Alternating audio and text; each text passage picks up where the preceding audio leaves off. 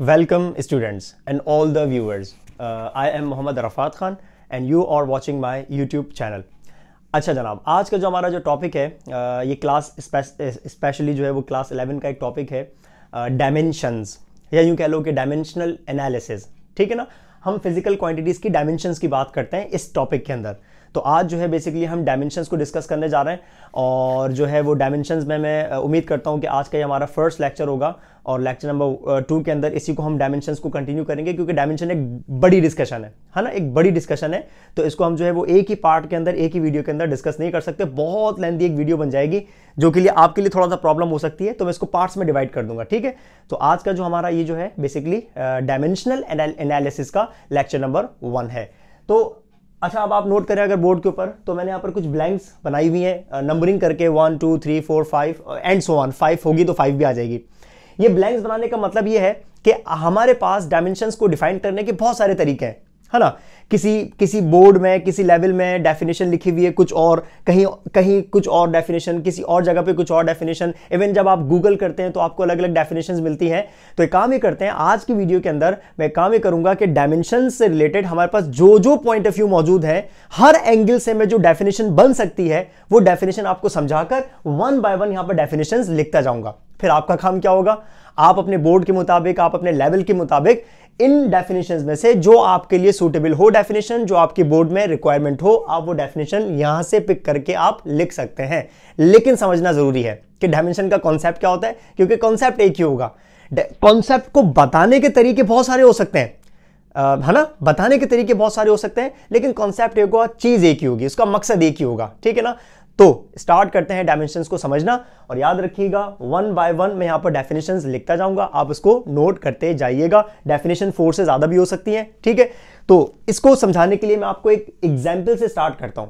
Example क्या, यहां से स्टार्ट करते हैं। सबसे पहले इमेजिन करो कि मैं किसी भी एक फिजिकल क्वांटिटी की बात करता हूं और वो फिजिकल क्वांटिटी है लेंथ। ठीक है, अच्छा, अब हमारे पास कंडीशन क्या आ रही है, मैं लेंथ को मेजर करूं या आप लेंथ को मेजर करें या कोई भी लेंथ को मेजर करे। लेंथ को जब भी हम मेजर करेंगे तो आपको पता है ना, इसका यूनिट, जाहिर सी बात है मेजरमेंट करते हैं तो उसका पर्टिकुलर कोई एक यूनिट आता है। तो लेंथ का हमें पता है कि यूनिट क्या होता है, लेंथ का यूनिट सेंटीमीटर होता है, बिल्कुल सही है। लेंथ का यूनिट मीटर होता है, बिल्कुल सही है।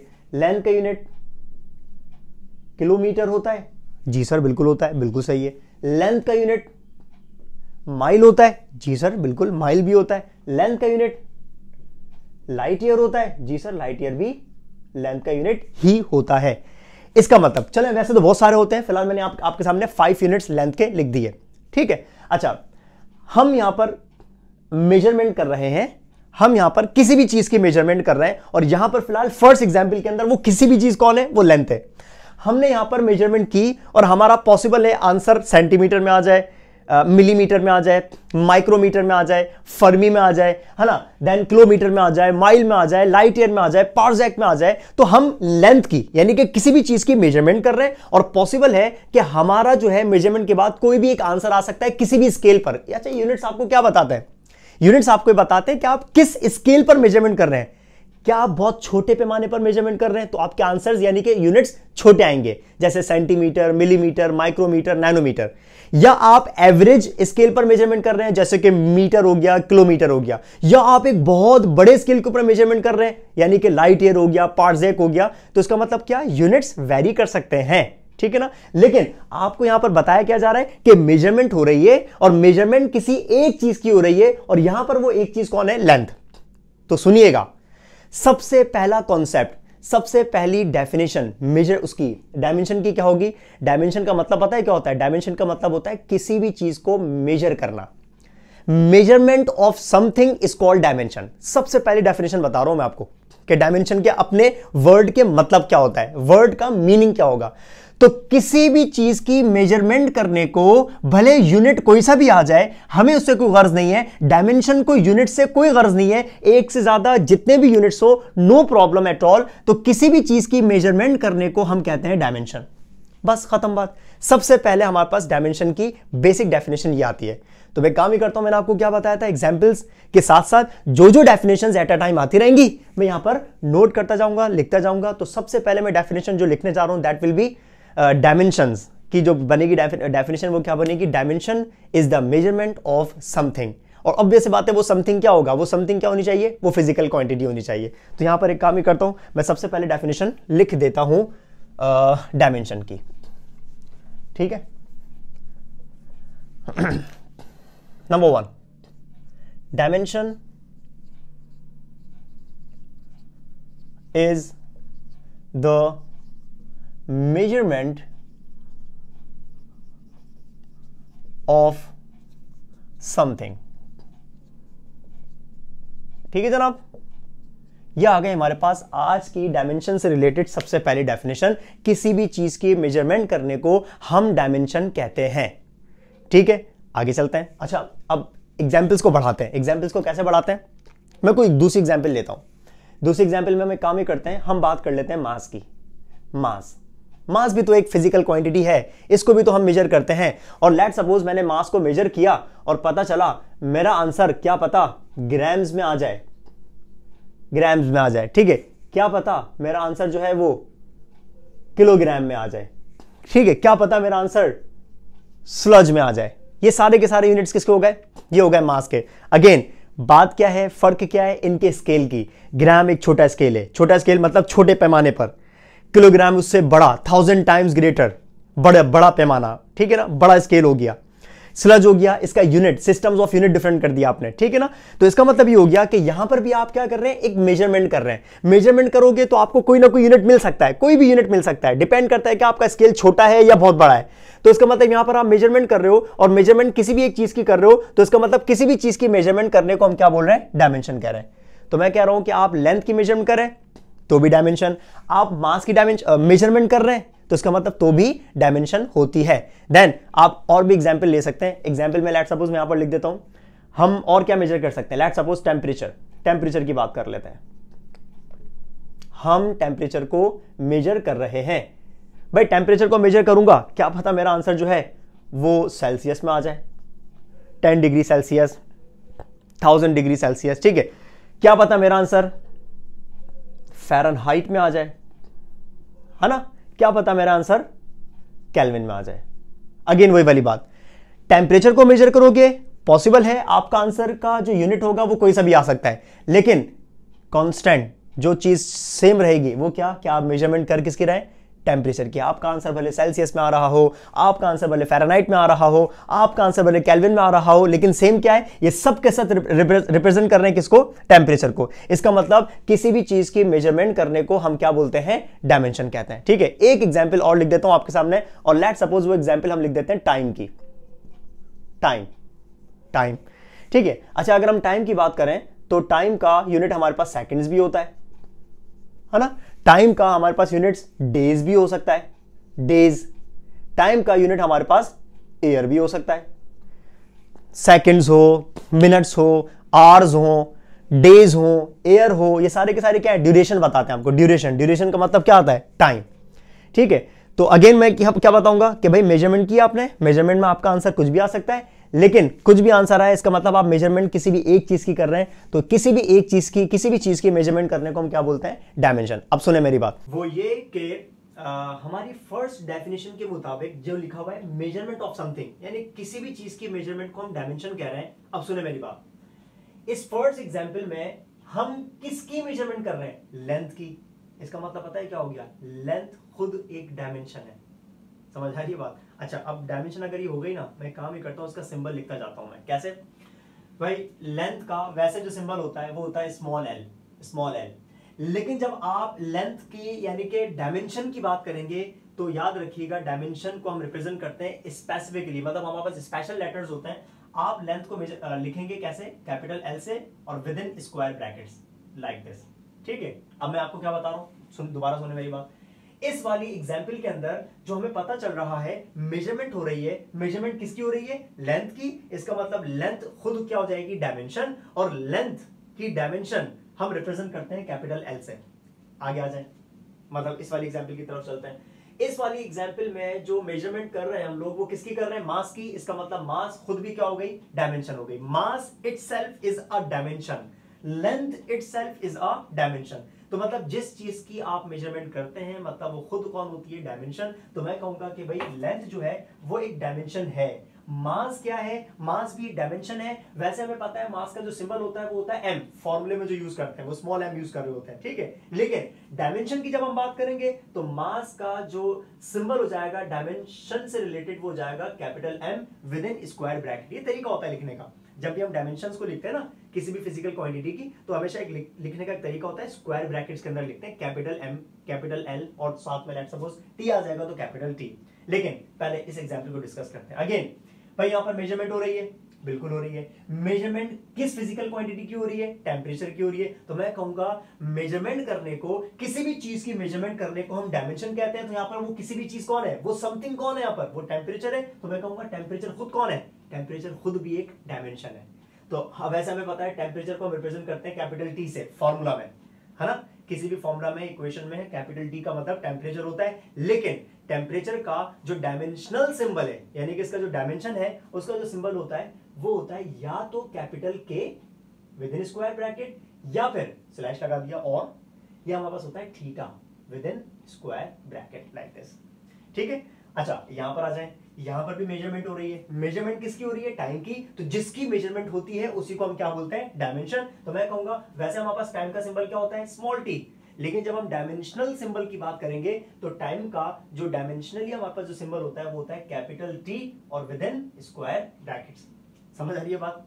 तो भाई पहली डेफिनेशन के मुताबिक मेजरमेंट ऑफ समथिंग, किसी भी चीज की मेजरमेंट को हम डायमेंशन कहते हैं। जैसे यहां पर मेजरमेंट हो रही है लेंथ की, तो लेंथ को हमने डायमेंशन कह दिया, लेंथ इज अ डायमेंशन। यहां पर मेजरमेंट हो रही है मास की, तो हमने मास को डायमेंशन कह दिया। यहां पर मेजरमेंट हो रही है टेम्परेचर की, तो हमने टेम्परेचर को डायमेंशन कह दिया। और यहां पर मेजरमेंट हो रही है टाइम की, तो हमने टाइम को डायमेंशन कह दिया। और इन तमाम फिजिकल क्वांटिटीज की अपनी अपनी हमने डायमेंशंस भी लिख दी। जैसे capital L within square brackets for length, capital M for mass, capital K और theta for temperature and capital T for time. अभी मैं आगे जाके एक टेबल बना दूंगा और उस टेबल के अंदर इनको प्रॉपर्ली और एक दफा लिख दूंगा। लेकिन 2 मिनट के लिए सोचें, इन चारों फिजिकल क्वांटिटीज में कॉमन क्या है। मतलब आपसे एक सवाल कर रहा हूं कि लेंथ, मास, टेम्परेचर और टाइम, ये चारों फिजिकल क्वांटिटीज, इन चारों में कॉमन क्या बात है। तो आप बोलेंगे सर इन चारों में कॉमन पता है क्या बात है, वो ये चारों की चारों बेस क्वांटिटीज हैं। याद आया, बिल्कुल याद आ गया, है ना। हमारे पास फिजिकल क्वांटिटीज जो है, जो 7 हमारे पास फिजिकल क्वांटिटीज जिनको हम क्या बोलते हैं, बेस क्वांटिटीज। हमें पता है कि फिजिक्स के अंदर फिजिकल क्वांटिटीज वो जो कि बेस क्वांटिटीज हैं वो कितनी है टोटल, वो 7 है। तो इन 7 में से मैंने 4 आपके सामने लिख दी, लेंथ, मास, टाइम और टेम्परेचर। ये चारों की चारों बेस क्वांटिटीज हैं। और रह कौन गई हमारे पास रह गया अमाउंट ऑफ सब्सटेंस, हमारे पास रह गया इलेक्ट्रिक करंट, हमारे पास रह गया ल्यूमिनस इंटेंसिटी। ये 3 और रह गई। तो 3 + 4 कितनी बन जाएंगी, 7। तो एक बात याद रखिएगा, जैसे 4 है तो मैंने आपको कहा कि अगर इन 4 की हम मेजरमेंट कर रहे हैं तो ये चारों की चारों क्या है, ये खुद डायमेंशंस है। तो बाकी जो 3 बची हुई ना वो भी डायमेंशंस है। समझ आई बात। इसका मतलब फिजिक्स में जो 7 फंडामेंटल क्वांटिटीज हैं, ये 7 की 7 फंडामेंटल क्वांटिटीज को हम कंसीडर करते हैं डायमेंशंस। यानी कि लेंथ खुद एक डायमेंशन है, यानी कि मास एक डायमेंशन है, यानी कि टेम्परेचर एक डायमेंशन है, इलेक्ट्रिक करंट एक डायमेंशन है, ल्यूमिनस इंटेंसिटी एक डायमेंशन है और अमाउंट ऑफ सब्सटेंस भी एक डायमेंशन है। तो फिजिक्स में जो 7 बेस क्वांटिटीज हैं, these all 7 base quantities are considered as dimensions. ये हमारे पास सेकंड डेफिनेशन बन गई। अब एक काम ही करते हैं, सेकंड डेफिनेशन को भी नोट कर लेते हैं। तो भाई नोट करते जाइएगा साथ साथ मेरे, ठीक है। मैं आ जाता हूं सेकंड डेफिनेशन की तरफ और इस सेकंड डेफिनेशन को भी आप लोग मेरे साथ साथ नोट कर लिएगा और कर ले बल्कि। नंबर 2 और करके लिख देता हूं। सेकंड डेफिनेशन क्या, ईच बेस क्वांटिटी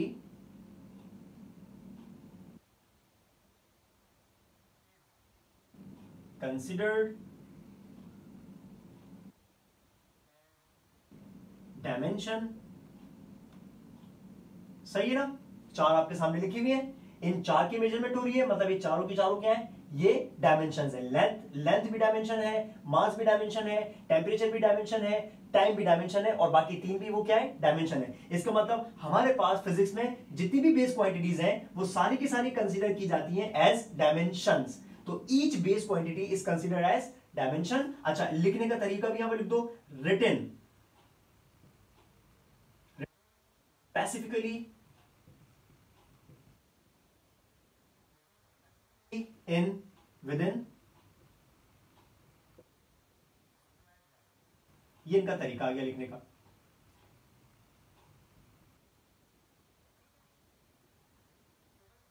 में आपने बताया कि ईच बेस क्वांटिटी, यानी कि हमारे पास जो 7 बेस क्वांटिटीज हैं वो 7 की साथ हमारे पास डायमेंशंस ही कंसीडर की जाती हैं। और इनको लिखने का तरीका भी मैंने बता दिया, written specifically within square brackets. जैसे कि लेंथ का अपना सिंबल तो एल होता है, लेकिन डायमेंशन की बात करेंगे तो capital L within square brackets. Mass का अपना सिंबल तो स्मॉल एम होता है, लेकिन जब हम डायमेंशन की बात करेंगे तो capital M within square bracket. Again within square bracket, दो सिंबल्स हैं इसके, कोई भी यूज हो सकता है। और again capital T within square brackets. तो ये आ गया हमारे पास इसकी दूसरी डेफिनेशन किसकी, डायमेंशन की। तो फर्स्ट और सेकंड, फर्स्ट को समझाया तो फर्स्ट को समझाते समझाते हमें सेकंड की डेफिनेशन खुद ही पता चल गई है। आगे चलते हैं कि हमारे पास थर्ड या फोर्थ डेफिनेशन क्या बननी चाहिए। तो थोड़ा सा अगर मैं आपके सामने एक चीज और आपको कहूं कि गौर करें एक बात पर, वो ये कि भाई ये वाला पोर्शन, लेट्स सपोज अगर हम फर्स्ट एग्जांपल की बात करें, ये फिजिकल क्वांटिटी है और ये इसका यूनिट्स है। इस वाले पोर्शन में ये जो पोर्शन है ये यूनिट्स का है।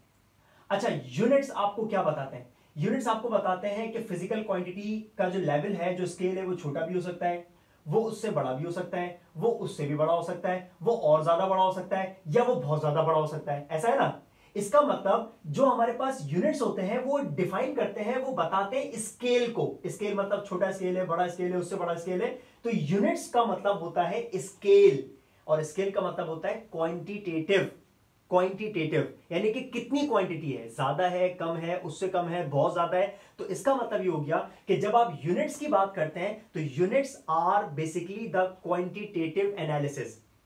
किसी भी फिजिकल क्वांटिटी के जो यूनिट्स होते हैं, यूनिट्स बहुत सारे होते हैं, जरूरी नहीं कि हमेशा एक फिजिकल क्वांटिटी का एक ही यूनिट हो। जैसे आपके सामने लिखा हुआ है ना मैंने, लेंथ के इतने सारे यूनिट्स हैं, मास के यूनिट्स हैं, हमारे पास टेम्परेचर के यूनिट्स हैं। तो फिजिकल क्वांटिटी, एक ही फिजिकल क्वांटिटी के एक से ज्यादा यूनिट्स होते हैं, हो सकते हैं। तो वो जो एक से ज्यादा होता है, इनको रीजन क्या होता है, रीजन का मतलब उनकी स्केलिंग का रीजन डिफरेंस होता है। तो स्केल छोटा भी हो सकता है, बड़ा भी हो सकता है। तो जब हम यूनिट्स की बात करते हैं तो यूनिट्स का मतलब क्या होता है, क्वांटिटेटिव एनालिसिस। मतलब स्केलिंग में फर्क आ गया ना। यूनिट्स आपको क्या बता रहे हैं, छोटा स्केल है, बड़ा स्केल है, उससे ज्यादा बड़ा स्केल है, मतलब ये आप क्वांटिटी की बात कर रहे हैं। तो इसका मतलब हम जब यूनिट्स की बात करते हैं, सेंटीमीटर, मीटर, किलोमीटर, माइल, इसी तरीके मास के यूनिट्स की बात करें, ग्राम छोटा है, किलोग्राम, स्लज। अगर मैं टेम्परेचर की बात करूं तो सेल्सियस, फ़ारेनहाइट, केल्विन, इसमें भी छोटे बड़े का डिफरेंस है। अगर मैं टाइम की बात करूं, सेकंड्स, डेज, ईयर्स, ये भी, इनमें भी साइज का डिफरेंस आ रहा है। तो इसका मतलब जब आप यूनिट्स की बात करते हैं तो फिजिकल क्वांटिटीज के जो यूनिट्स होते हैं बेसिकली वो क्वांटिटेटिव एनालिसिस होता है। लेकिन अब आप इधर देखें, ये तो यूनिट्स हो गए, लेकिन ये सब यूनिट्स एक ही फिजिकल क्वांटिटी के हैं, और उसी फिजिकल क्वांटिटी को हमने क्या बोला है, डायमेंशन। यानी कि length is a dimension itself, है ना। तो मैं कहूंगा यूनिट्स क्वांटिटेटिव एनालिसिस होती है फिजिकल क्वांटिटी के, जबकि जो डायमेंशन होती है वो होती है क्वालिटेटिव। यूनिट्स मतलब डिफर कर सकते हैं, यूनिट्स का स्केल डिफरेंट हो सकता है, लेकिन जितना ही बड़ा, जितना ही छोटा स्केल हो, वो सब के सब एक ही चीज को रिप्रेजेंट करेंगे, उन सब की डायमेंशन एक ही होगी। इसी वजह से इसको हम कहते हैं क्वालिटेटिव एनालिसिस। हमारे पास दो किस्म के एनालिसिस होते हैं, एक होता है क्वांटिटेटिव जो स्केल बता रहा हो, जो उसका साइज बता रहा हो, जो उसका पैमाना बता रहा हो। तो हमारे पास दो किस्म के एनालिसिस होते हैं, एक होता है क्वांटिटेटिव एनालिसिस और एक होता है क्वालिटेटिव। क्वांटिटेटिव मतलब कितना बड़ा है, कितना छोटा है, और क्वालिटेटिव मतलब किस से रिलेट कर रहा है, वो एक चीज बता दो। तो ये वाला जो पोर्शन है ये क्या है, क्वांटिटेटिव एनालिसिस, और ये वाला पोर्शन क्या है, ये है क्वालिटेटिव एनालिसिस। अगेन ये वाला जो पोर्शन है वो क्या है, क्वांटिटेटिव एनालिसिस, यानी कि यूनिट्स वाला जो पोर्शन होगा वो क्वांटिटेटिव होगा, और जो डायमेंशन वाला पोर्शन होगा वो क्या होगा, क्वालिटेटिव। मतलब यूनिट्स अलग है, यूनिट्स एक से ज्यादा है, लेकिन ये सब के सब है किसके, मास के। यानी कि डायमेंशन एक होगी हमेशा, इन सब की डायमेंशन एक होगी हमेशा। तो क्वांटिटेटिव एंड क्वालिटेटिव, अगेन एक से ज्यादा यूनिट्स है, क्वांटिटेटिव एनालिसिस, और ये सब एक के हैं तो क्वालिटेटिव एनालिसिस, मतलब डायमेंशन का मतलब क्वालिटेटिव एनालिसिस। तो यहां पर थर्ड ब्लैंक की जगह पे यहां पर मैं लिख सकता हूं कि यूनिट्स, किसी भी फिजिकल क्वांटिटीज के जो यूनिट्स होते हैं वो क्वांटिटेटिव एनालिसिस होते हैं, जबकि जो डायमेंशंस होती हैं वो क्या होती हैं, क्वालिटेटिव एनालिसिस। तो एक काम करते हैं, इस वाले फर्क को भी यहां पर मैं लिख देता हूं, आप इसको भी नोट कर लीजिएगा। चले, आप इसको डेफिनेशन कहना चाहें तो डेफिनेशन कह दिएगा, वरना एक की पॉइंट कहना चाहो तो की पॉइंट कह दिएगा कॉन्सेप्चुअली। तो हम क्या लिख सकते हैं यहां पर कि डायमेंशंस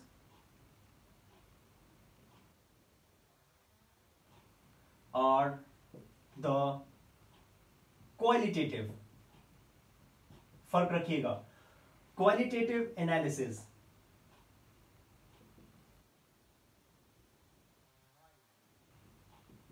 जबकि यूनिट्स और कंपैरिजन में लिख देता ना, डायमेंशंस की भी बात कर दी और इसके कंपैरिजन में यूनिट्स की भी बात कर देते हैं। तो यूनिट्स आर द, हाँ भाई क्या बोलेंगे आप लोग, क्या बताया मैंने, यूनिट्स कौन सी होती हैं एनालिसिस, ये होती है क्वांटिटेटिव, ये आपको साइज बताती हैं, क्वांटिटेटिव एनालिसिस।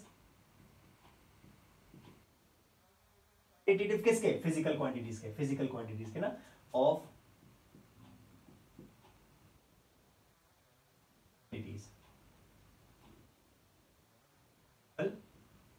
क्वांटिटीज। ये आ गया हमारे पास थर्ड डेफिनेशन, डेफिनेशन कह लो, कॉन्सेप्ट कह लो डायमेंशन का, ये आ गया हमारे पास थर्ड कॉन्सेप्ट ऑफ डायमेंशन। अब हमें क्या करना है, हमें डायमेंशंस लिखनी है, बतानी है बेस क्वांटिटीज की भी और डिराइव्ड क्वांटिटीज की भी। तो स्टार्ट करते हैं सबसे पहले बेस क्वांटिटीज, और हमें पता है बेस क्वांटिटीज ये टोटल 7 होती हैं, तो मैंने ऑलरेडी लिख दिया। तो पहले हम लोग इन 7 बेस क्वांटिटीज की डायमेंशंस लिख देते हैं, और उसके बाद हम चलेंगे डायमेंशंस ऑफ डिराइव्ड क्वांटिटीज, वो क्वांटिटीज जिनके हमारे पास बाकायदा फॉर्मूला या इक्वेशंस होते हैं। तो काम ही करते हैं, स्टार्ट करते हैं नंबर 1 से, लेंथ। हम इन 7 में से 4 को डिस्कस कर चुके हैं। तो सबसे पहले लेंथ, हमें पता है लेंथ की जो डायमेंशन होती है वो होती है कैपिटल L और विद इन स्क्वायर ब्रैकेट। आगे चलते हैं, मास, मास की जो डायमेंशन होती है वो होती है कैपिटल M और with in square bracket. Time की जो डायमेंशन होती है वो होती है कैपिटल T और with in square bracket. Temperature की मैं आपको बता चुका हूं, या तो केल्विन यानी कि K स्क्वायर ब्रैकेट, या फिर इसकी होती है थीटा और विद इन स्क्वायर ब्रैकेट। फिर हमारे पास आ गया अमाउंट ऑफ सब्सटेंस। आपको पता होगा अमाउंट ऑफ सब्सटेंस का मतलब होता है नंबर ऑफ मोल्स, यानी कि स्मॉल n। तो इसकी जो हमारे पास डायमेंशन होती है वो होती है small n within square bracket. Amount of substance की dimension n within square bracket. फिर हमारे पास है इलेक्ट्रिक करंट। इलेक्ट्रिक करंट का वैसे जो सिंबल होता है, जो फॉर्मूले में यूज करते हैं, वो होता है कैपिटल I, यानी कि चार्ज पर यूनिट टाइम, है ना, I, ये इसका सिंबल होता है। लेकिन जब हम इसके डायमेंशन की बात करते हैं, इलेक्ट्रिक करंट की जो डायमेंशन होती है वो होती है कैपिटल A, कैपिटल A। तो जब भी हम डायमेंशंस की बात करेंगे तो याद रखिएगा I यूज मत करिएगा, इसका यूज करेंगे capital A। Then we have last, that is luminous intensity, या इसको हम इंटेंसिटी ऑफ लाइट भी कहते हैं। इसकी जो हमारे पास डायमेंशन होती है वो होती है capital J, capital J with in square brackets. तो ये आपके सामने मैंने आपको एक लिस्ट बना दी डायमेंशंस की, लेकिन कौन सी dimensions, dimensions of base quantities, and the total base quantities are 7। अब हम चलेंगे कहां की तरफ, अब हम चलेंगे डायमेंशंस ऑफ डिराइव्ड क्वांटिटीज की तरफ। अब हम लिखते हैं डायमेंशंस डिराइव्ड क्वांटिटीज को, और डिराइव्ड क्वांटिटीज में काम ही करते हैं, 1 बाय 1 स्टार्ट करते हैं। काफ़ी सारी क्वांटिटीज़ हैं ड्राइव क्वांटिटीज़। तो अब आप जो है वो आराम से अपने नोटबुक्स या रजिस्टर्स वगैरह, पेन्स वगैरह ले लें अपने हाथ में, और बस मैं अब जो है वो नंबरिंग के साथ बस हम सॉल्व करेंगे ठीक ठाक, जो है वो ड्राइव क्वांटिटीज़ की डायमेंशंस को हम सॉल्व करने जा रहे हैं, ड्राइव करने जा रहे हैं। ठीक है, तो स्टार्ट करते हैं, नंबरिंग को कंटिन्यू करते हैं। 7 तो हमारे पास हो गई बेस क्वांटिटीज, तो 7 के बाद मैं 8 लिख रहा हूं। वैसे ये फर्स्ट होगी डिराइव की, लेकिन क्योंकि हम नंबरिंग को फॉलो कर रहे हैं तो 7 फंडामेंटल हो गई, बेस क्वांटिटीज की डायमेंशंस हो गई। अब मैं 8 पे लिख रहा हूं डिराइव क्वांटिटी की डायमेंशन, और 8 पे मैं हेडिंग लिख देता हूं लेट्स सपोज स्पीड की, या फिर इसको हम कह सकते हैं डायमेंशन ऑफ वेलोसिटी। एक बात ध्यान में रखिएगा, एक बात मेरी ध्यान में रखिएगा, वो ये कि जिन फिजिकल क्वांटिटीज के यूनिट्स सेम होते हैं ना, उनकी हमेशा डायमेंशन सेम आती हैं। क्या बोला मैंने, नोट इट डाउन, इसको नोट डाउन कर लो अगर आप लिख रहे हो तो। क्या, वो फिजिकल क्वांटिटीज जिनके यूनिट्स सेम, उनकी डायमेंशंस सेम। जैसे कि रेडियस का यूनिट क्या होता है, मीटर। जैसे कि हाइट का यूनिट क्या होता है, मीटर। जैसे कि डायमीटर का यूनिट क्या होता है, मीटर। जैसे कि मूवमेंट आर्म का यूनिट क्या होता है, मीटर। जैसे कि विड्थ चौड़ाई, इसका यूनिट क्या होता है मीटर। जैसे कि लेंथ, इसका यूनिट क्या होता है मीटर। इसका मतलब इन सब के यूनिट्स मीटर हैं, तो मैं कहूंगा जिसका भी यूनिट मीटर होगा इसका मतलब उसकी नेचर क्या है, वो लेंथ है। वो नेचर क्या है उसकी, वो लेंथ है। और लेंथ की हमेशा हमेशा डायमेंशन आप क्या पुट करेंगे, कैपिटल एल। तो मेरी एक बात को नोट कर लो, हर वो फिजिकल क्वांटिटी जिसका यूनिट मीटर होता हो, जिसका यूनिट मीटर होता हो, उसकी डायमेंशन हम क्या पुट करेंगे, कैपिटल एल। नोट कर लिया, आगे चलते हैं। अच्छा, डिराइव फिजिकल क्वांटिटीज की आप डायमेंशन सिर्फ और सिर्फ जब भी डिराइव कर सकते हो, बना सकते हो, जब आपको उसका फॉर्मूला पता हो। याद रखिएगा, फॉर्मूला पता है, डायमेंशन को निकालना कोई मुश्किल बात है ही नहीं। ये बात ध्यान में रखो। अगर फॉर्मूला नहीं पता, बैठे रह जाओगे, आपको नहीं पता सकते। या तो आपको रट्टा हो कि हाँ भाई इसकी ये थी, इसकी ये थी, इसकी ये थी। अदरवाइज आप क्या करते हैं, फटाफट आपको फॉर्मूला याद होता है, आप डायमेंशन पुट करते हैं और आप डायमेंशन बना लेते हैं या फिर ड्राइव कर लेते हैं। तो सबसे पहले काम ये करते हैं स्पीड की या वेलोसिटी की। देखो स्पीड का यूनिट क्या होता है, आपने पढ़ा होगा, ऐसा यूनिट इसका क्या होता है, मीटर पर सेकंड। और वेलोसिटी का भी क्या होता है, मीटर पर सेकंड। इसका मतलब अगर इन दोनों के यूनिट्स मीटर पर सेकंड है तो इनकी डायमेंशंस क्या आनी चाहिए, सेम आनी चाहिए। तो वो सेम क्या होंगी, अब इसको चेक करते हैं। स्पीड का और वेलोसिटी का जो सिंबल होता है वो होता है वी, स्मॉल वी। हाँ भाई, इसका जो फॉर्मूला होता है, फॉर्मूले के अंदर हम क्या लिखते हैं, डिस्टेंस या डिस्प्लेसमेंट अपॉन टाइम। ऐसा है, ये आ गया सबसे पहला स्टेप हमारा, सबसे पहला step. Now velocity is equal to, या तो ये डिस्टेंस है या डिस्प्लेसमेंट है, एक ही बात है। अगर ये स्पीड है तो मैं इसको डिस्टेंस कॉल करूंगा, अगर ये वेलोसिटी है तो मैं इसको डिस्प्लेसमेंट काउंट करूंगा, यानी कि कॉल करूंगा। और मजे की बात, डिस्टेंस और डिस्प्लेसमेंट दोनों के यूनिट्स क्या होते हैं, मीटर। इसका मतलब डिस्टेंस की नेचर क्या हो गई, डिस्टेंस की नेचर लेंथ हो गई। क्यों, क्योंकि मैंने आपको अभी बताया, हर वो फिजिकल क्वांटिटी जिसका यूनिट मीटर होगा, तो मीटर किसका होता है, लेंथ का। तो इसका मतलब उसकी डायमेंशन आप क्या पुट करेंगे, कैपिटल एल। तो मैं यहां पर इस डी की जगह पे डायमेंशन क्या पुट करने जा रहा हूं, कैपिटल एल। यह आ गई डी की डायमेंशन। अपॉन में कौन है, अपॉन में आ गया स्मॉल टी, और स्मॉल टी का मतलब क्या है, टाइम। टाइम की डायमेंशन कैपिटल टी, यह आ गई कैपिटल टी। तो सबसे पहले स्टेप में आपने फॉर्मूला लिखा, फॉर्मूले के बाद जिनकी डायमेंशंस आ रही थी आपने उनकी डायमेंशंस पुट कर दी। अब लास्ट स्टेप है, वो लास्ट स्टेप क्या, हम डायमेंशन को जो लिखते हैं ना, तरीका जो होता है वो हमेशा लिखते हैं मल्टीप्लाई के अंदर। जितने भी फिजिकल क्वांटिटीज आ रही हो, एल आ रहा हो, एम आ रहा हो, टी आ रहा हो, जो भी आ रहा होगा, उनको सब एक लाइन में करके लिखते हैं। तो जो भी डिनोमिनेटर में है उसको शिफ्ट करके ऊपर न्यूमिनेटर में लेकर आ जाए। ठीक है, तो इस टी को शिफ्ट करके ऊपर लेकर जाएंगे तो देखें क्या बनना चाहिए, इसका बनना चाहिए क्या, एल। एल के साथ मल्टीप्लाई के अंदर कौन आ जाएगा, टी। ऐसा है, ये देखो ये आ गया टी ऊपर। हमें पता है ना, जो फैक्टर नीचे डिवाइड कर रहा होता है ऊपर आके मल्टीप्लाई। जब भी आप शिफ्ट करके ऊपर लेकर आते हैं तो एक बात हमने पढ़ी हुई है कि नीचे जो है अगर पावर पॉजिटिव हो तो ये ऊपर आके क्या हो जाती है, नेगेटिव। तो अगर नीचे टी की ऊपर पावर थी +1 तो ये ऊपर आके हो गया -1, -1। और अगर ये नीचे -1 होता तो ऊपर आके क्या हो जाता है, ये हो जाता है +1। तो जनाब ये हमारे पास जो है वो बन गई डायमेंशन किसकी, एक साथ करके लिख देता हूं, L T inverse power -1 square bracket के अंदर। तो ये डायमेंशन हमारे पास किसकी बनी, स्पीड की भी और वेलोसिटी की भी। अच्छा, इसी चीज को मैं पहले तो कर देता हूं बॉक्स में, क्या हमारे पास डायमेंशन बन चुकी है। इसी चीज को हम इस तरीके से भी लिख सकते हैं। क्या आपको यहां पर एम नजर आ रहा है कहीं, ये स्क्वायर ब्रैकेट है ना, ये स्क्वायर ब्रैकेट है। क्या आपको यहां पर कहीं एम नजर आ रहा है, अगर एम नहीं है ना तो इसका मतलब आप इसको ऐसे भी लिख सकते हो, एम नहीं है मतलब एम की पावर 0 है। एल है तो एल के ऊपर पावर 1 है, एल के ऊपर पावर 1 है। लिखते नहीं लेकिन लिख रहा हूं, टी है और टी के ऊपर तो पावर आपको लिखनी पड़ेगी क्योंकि भी क्या है, ये है -1 विद इन स्क्वायर ब्रैकेट्स। तो जनाब हमारे पास स्पीड की और वेलोसिटी की जो डायमेंशन बन गई वो ये बन गई। ये और ये एग्जैक्टली सेम है। यहां पर आपने एम नहीं लिखा, आपने बोला जब एम पर पावर 0 है तो हम नहीं लिख रहे, कोई बात नहीं है, एक ही बात है। और आपने बोला अगर एम नहीं है तो एक काम ही करते हैं, एम पावर 0 लिख देते हैं, मतलब बात एक है। तो भाई स्पीड की या वेलोसिटी की डायमेंशन क्या बन रही है, एल टी पावर -1 या m0 L1 और t पावर -1। अब सुने मेरी बात, स्पीड की या वेलोसिटी की डायमेंशन क्या है, तो आप ये मत बोलिएगा कि हाँ भाई स्पीड की वेलोसिटी की डायमेंशन एल टी इनवर्स है। नहीं, एल किसकी होती है, एल तो होती है लेंथ की, टी किसकी होती है, टी होती है टाइम की। डायमेंशन की अब आपको मैं एक और डेफिनेशन बताता हूं, यहां पर लिख लिएगा उसको। वो डायमेंशन पता है क्या है, एल और टी डायमेंशन नहीं है, बल्कि इन एल और टी की जो पावर्स है ना, जैसे कि एम की पावर 0, यहां पर एल की पावर 1, यहां पर टी की पावर -1। जैसे कि मैं यहां पर लिख देता हूं, पावर्स क्या आ रही हैं, पावर आ रही है 0, पावर आ रही है 1 और पावर आ रही है -1। 0 किसकी आ रही है, m की, ये देखो m की पावर 0 है, वन किसकी आ रही है, एल की, और -1 किसकी आ रही है, टी की। याद रखिएगा डायमेंशन की एक डेफिनेशन और होती है, वो क्या, dimensions L M and M L T नहीं होती किसी भी फॉर्मूले के अंदर। डायमेंशंस का मतलब होता है पावर्स, यानी कि यहां पर जो पावर्स आ रही है ना 0, 1 और -1, ये डायमेंशंस है।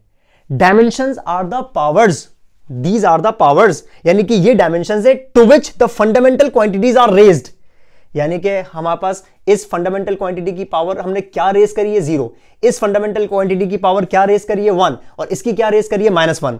तो इसका मतलब हमारे पास इस फॉर्मूले के अंदर जो डायमेंशन है ना वो MLT नहीं है, बल्कि स्पीड की, वेलोसिटी की जो डायमेंशन है वो क्या है, इनकी पावर्स 0, 1, -1। और हम पहचान जाएंगे, पहला वाला 0 हमेशा m के लिए होता है, दूसरा वाला जो होता है वो हमेशा l के लिए होता है, और तीसरा वाला हमेशा -1 के लिए होता है। तो मैं कहूंगा ये जो पावर्स है ना, यही पावर्स डायमेंशंस है। So dimensions are the powers. Dimensions are the powers to which the fundamental unit are raised. और यहां पर फंडामेंटल यूनिट्स कौन है, MLT, M मास का यूनिट है, L लेंथ का यूनिट है, और T टाइम का यूनिट है। So dimensions are the powers to which fundamental units are raised to obtain the unit of a to obtain the unit of that quantity. मैं काम ही करता हूं, इस डेफिनेशन को यहां पर लिख देता हूं। इस डेफिनेशन को आप कैसे लिखेंगे भाई, और डेफिनेशन बनेगी डायमेंशंस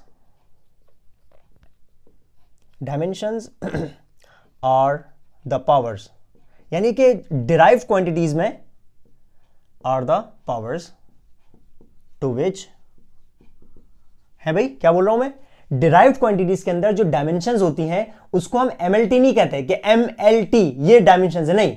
डिराइव क्वांटिटीज में जो डायमेंशंस होती हैं वो इनकी पावर्स होती हैं, इनकी पावर्स होती हैं। अब मैं आपको एग्जांपल के साथ साथ बताता जाऊंगा, ठीक है, आगे चलते हैं। Dimensions are the powers to which fundamental units are raised. Fundamental units are raised, RAISED, to obtain a unit of that quantity। ये इसकी आ गई हमारे पास एक और डेफिनेशन, किसकी, डायमेंशन की। लेट मी चेक कि हमारे पास फ्रेम में डेफिनेशन कट तो नहीं रही, थोड़ी सी कट रही है, तो मैं काम ही करता हूं, उसको थोड़ा सा नीचे कर देता हूं मोबाइल को। ओके, दैट्स फाइन नाउ, ठीक है। ये आ गया हमारे पास डेफिनेशन। तो डेफिनेशन क्या लिखी हुई है जनाब, डेफिनेशन लिखी हुई है dimensions are the powers to which fundamental units are raised. इस सेंटेंस का मतलब यह है फंडामेंटल यूनिट्स पर जो पावर्स होती हैं, फंडामेंटल यूनिट्स पर जो पावर्स होती हैं उनको ही हम डायमेंशंस कहते हैं, ठीक है ना। अब यहां पर चेक करो, यहां पर जाहिर सी बात है अगर मैं बात करूं तो यहां पर इस लेंथ वाली पावर को, मतलब डायमेंशन को मैं कंप्लीटली कैसे लिखूंगा, M0, L1 एंड T भी 0। तो मैं जब लेंथ की बात करूंगा तो लेंथ की बेसिकली डायमेंशन क्या बन रही है, 0, 1, 0। मतलब ये एग्जिस्ट कर रहा है कहां पर, लेंथ के पोर्शन में। तो इसका मतलब ये जो 1 पावर है ना, ये इसकी डायमेंशन है। अगेन अगर मैं मास की बात करूं तो यहां पर सिर्फ M आ रहा है, L और T नहीं है। तो इसका मतलब क्या हो जाएगा, M पर पावर है 1, L पर नहीं है 0, और T पर भी नहीं है मतलब 0। तो मैं कहूंगा कि यहां पर पावर क्या आ रही है, 1, 0, 0। तो ये जो 1, 0, 0 है ये डायमेंशंस है। तो 1 आपको ये बता रहा है कि मास एग्जिस्ट कर रहा है, ना लेंथ है और ना टाइम है। तो इसका मतलब फंडामेंटल क्वांटिटी है। अगेन अगर जब आप टाइम की लिखेंगे तो आप कैसे लिखेंगे, M0, L0 और T पावर 1। इसका मतलब इसकी टाइम की जो डायमेंशन बन रही है वो क्या बन रही है, 0, 0, 1। तो 0, 1, 0, 0 का मतलब मास और लेंथ नहीं है, सिर्फ यहां पर टाइम एग्जिस्ट कर रहा है। तो समझ आई बात। डायमेंशंस का मतलब क्या होता है, फंडामेंटल क्वांटिटीज के, फंडामेंटल यूनिट्स के पावर्स को हम डायमेंशंस कहते हैं। तो इसका मतलब हम यहां पर इसको ऐसे लिख सकते हैं ना, मैं स्लैश कर देता हूं, इसी डायमेंशन को हम ऐसे भी लिख सकते हैं, स्लैश इसी डायमेंशन को हम ऐसे भी लिख सकते हैं, स्लैश इसी डायमेंशन को हम ऐसे भी लिख सकते हैं, ऐसे भी लिख सकते हैं। और अगेन सेम हमारे पास आ जाएगा, ना M है, ना L है, ना T है, 0, 0, 0। ना M है, ना L है, ना T है, 0, 0, 0। सिर्फ A पर 1 आ रहा है। ना M है, ना L है, ना T है, सब 0, सिर्फ J पर 1 आ रहा है। ये है पावर्स का गेम। तो डायमेंशंस का मतलब क्या होता है जनाब, डायमेंशंस का मतलब होता है dimensions are the powers to which the fundamental units are raised to obtain the unit of that quantity. Simple, ये हमारे पास डेफिनेशन बन गई। एक काम ही करते हैं, आगे चलते हैं। तो जनाब आप वेलोसिटी की डायमेंशन याद रखेंगे। वैसे वेलोसिटी की डायमेंशन क्या होती है, lt पावर -1, लेकिन अगर आपसे पावर्स की पूछी जाएगी तो पावर्स आप क्या बनाएंगे, 0 1 -1, 0 1 -1। ये देखो 0 1 -1। आगे चलते हैं, नंबर 8 के बाद नंबर 9 पे हम ड्राइव करते हैं एक्सेलरेशन की डायमेंशन। एक्सेलरेशन अगेन एक ड्राइव क्वांटिटी है, तो मुझे इसका फॉर्मूला पता होना चाहिए। तो मुझे पता है हाँ भाई इसका फॉर्मूला क्या होता है, a is equal to velocity over time, rate of change of velocity is called acceleration। Dimensions put करते हैं, वेलोसिटी की अभी ऊपर लिखी है हम लोगों ने, वेलोसिटी की डायमेंशन क्या लिखी है, lt पावर -1 ओवर, हाँ भाई देखो v की जगह पे आ गया lt पावर -1, अपॉन में स्मॉल t है तो स्मॉल t की जगह कैपिटल T, स्क्वायर ब्रैकेट्स अब मैं नहीं लगा रहा, टाइम बचाते हैं, हम सिर्फ डायमेंशंस को पढ़ रहे हैं, स्क्वायर ब्रैकेट्स आप बाद में एंड में लगा दिएगा, एक ही बात है। तो फिलहाल सॉल्व कर रहा हूं तो ड्यूरिंग सॉल्यूशन मैं यहां पर स्क्वायर ब्रैकेट नहीं लगा रहा, आप लगाएं ना लगाएं कोई इशू नहीं है, आपका आंसर मैटर करता है। लेकिन जब आप इसको बकायदा पेपर में सॉल्व कर रहे हो तो आप स्क्वायर ब्रैकेट्स के साथ सॉल्व करिएगा फिलहाल, ठीक है। तो वेलोसिटी की डायमेंशन मैंने पुट कर दी lt पावर -1 और अपॉन में t है तो कैपिटल T आ गया। मैंने आपको एक बात बताई थी, कोई भी फैक्टर डिनोमिनेटर में ना आ रहा है, ठीक है। तो ऊपर भी t आ रहा है नीचे भी t आ रहा है, तो एक काम ही करते हैं, देखो एक चीज, अगर मैं यहां पर पावर ना लगाऊं -1 तो दोनों की पावर सेम हो गई, यहां पर भी +1 है पावर, यहां पर भी +1 है पावर। तो याद रखिएगा अगर पावर्स सेम हो, एक न्यूमिनेटर में हो और एक डिनोमिनेटर में हो, तो हम डायरेक्टली इनको क्या करते हैं, कैंसिल करते हैं। लेकिन अगर पावर्स सेम साइन की ना हो, सेम साइन यानी कि दोनों पॉजिटिव या दोनों नेगेटिव ना हो, तो याद रखिएगा कभी भी कैंसिल नहीं करिएगा इसको। तो t से t कैंसिल नहीं हो रहा, फिर क्या होगा, फिर ऐड होगा। फर्स्ट मैं आपको करके दिखा रहा हूं, उसके बाद नेक्स्ट डायमेंशंस में हम ऐसा नहीं करेंगे, अभी मैं आपको सिखा रहा हूं। तो देखें इसको हम किस तरीके से लिखेंगे, नेक्स्ट स्टेप के अंदर आप लिखेंगे lt-1 इंटू t पावर -1, क्योंकि नीचे था ये +1, भाई नीचे कोई पावर नहीं है तो मतलब क्या है +1, ये ऊपर जाके क्या हो गया t पावर -1, ऐसा है। अब आप क्या करेंगे, ऐड कर लो, -1 क्या बन जाएगा, -2। इसका मतलब एक्सेलरेशन की हमारे पास जो डायमेंशन आ रही है वो क्या आ रही है, l सेम है और t माइनस प्लस, तो इसका मतलब t पावर -2। तो ये हमारे पास बन गई डायमेंशन किसकी, एक्सेलरेशन की। मुझे बताओ इसी डायमेंशन को किस तरीके से लिख सकते हैं हम लोग। आप बोलेंगे सर m नहीं है, तो m नहीं है का मतलब क्या है, m पावर 0, l है एक दफा है तो l पावर 1 और t के ऊपर ऑलरेडी पावर क्या है -2। इसका मतलब एक्सेलरेशन की जो डायमेंशन बन रही है वो mlt पावर -2 नहीं है, सॉरी lt पावर -2 नहीं है, बल्कि पावर्स हैं। पावर्स क्या है, 0, 1, -2। इसका मतलब 0 किसका है, m का, 1 किसका है, लेंथ का, और -2 किसका है, टाइम का। These are the dimensions. Acceleration की डायमेंशंस क्या है, ये है 0, 1, -2। LT क्या है, m तो सिंबल है मास की डायमेंशन का, L क्या है, लेंथ की डायमेंशन का, T क्या है, टाइम की डायमेंशन का। एक्चुअल एक्सेलरेशन की जो डायमेंशन है वो इनकी पावर्स है। तो आप कहेंगे एक्सेलरेशन की डायमेंशन क्या बन रही है, 0, 1, 2। 0 भी पावर है, 1 भी पावर है और -2 भी पावर है। m0, L1 और t पावर -2, यानी कि m power 0, L power 1 and t power -2। तो यही बन जाएगा, समझ आई बात। तो ये हमारे पास बन गई किसकी, एक्सेलरेशन की डायमेंशन। आगे चलते हैं, एक्सेलरेशन की डायमेंशन के बाद अब आप नोट करते जाइएगा, बस हम बस आगे जाते जा रहे हैं। एक और फिजिकल क्वांटिटी यानी कि डिराइव फिजिकल क्वांटिटी को डिस्कस करते हैं। नंबर 10 फोर्स को डिस्कस करते हैं। मुझे फोर्स का फॉर्मूला पता होना चाहिए और मुझे पता है कि फोर्स का, मुझे क्या आपको भी पता होगा, F बराबर होता है किसके, ma के। ऐसा है, मास टाइम्स एक्सेलरेशन। तो अब मैं अगर फोर्स की डायमेंशन निकालना चाहूं तो स्मॉल m को रिप्लेस करूंगा किससे, स्मॉल m। मास की डायमेंशन क्या होती है, कैपिटल M, ये आ गया capital M, multiply by a की क्या होती है, a की अभी आपके सामने लिखी हुई है lt पावर -2, lt पावर -2, खत्म बात।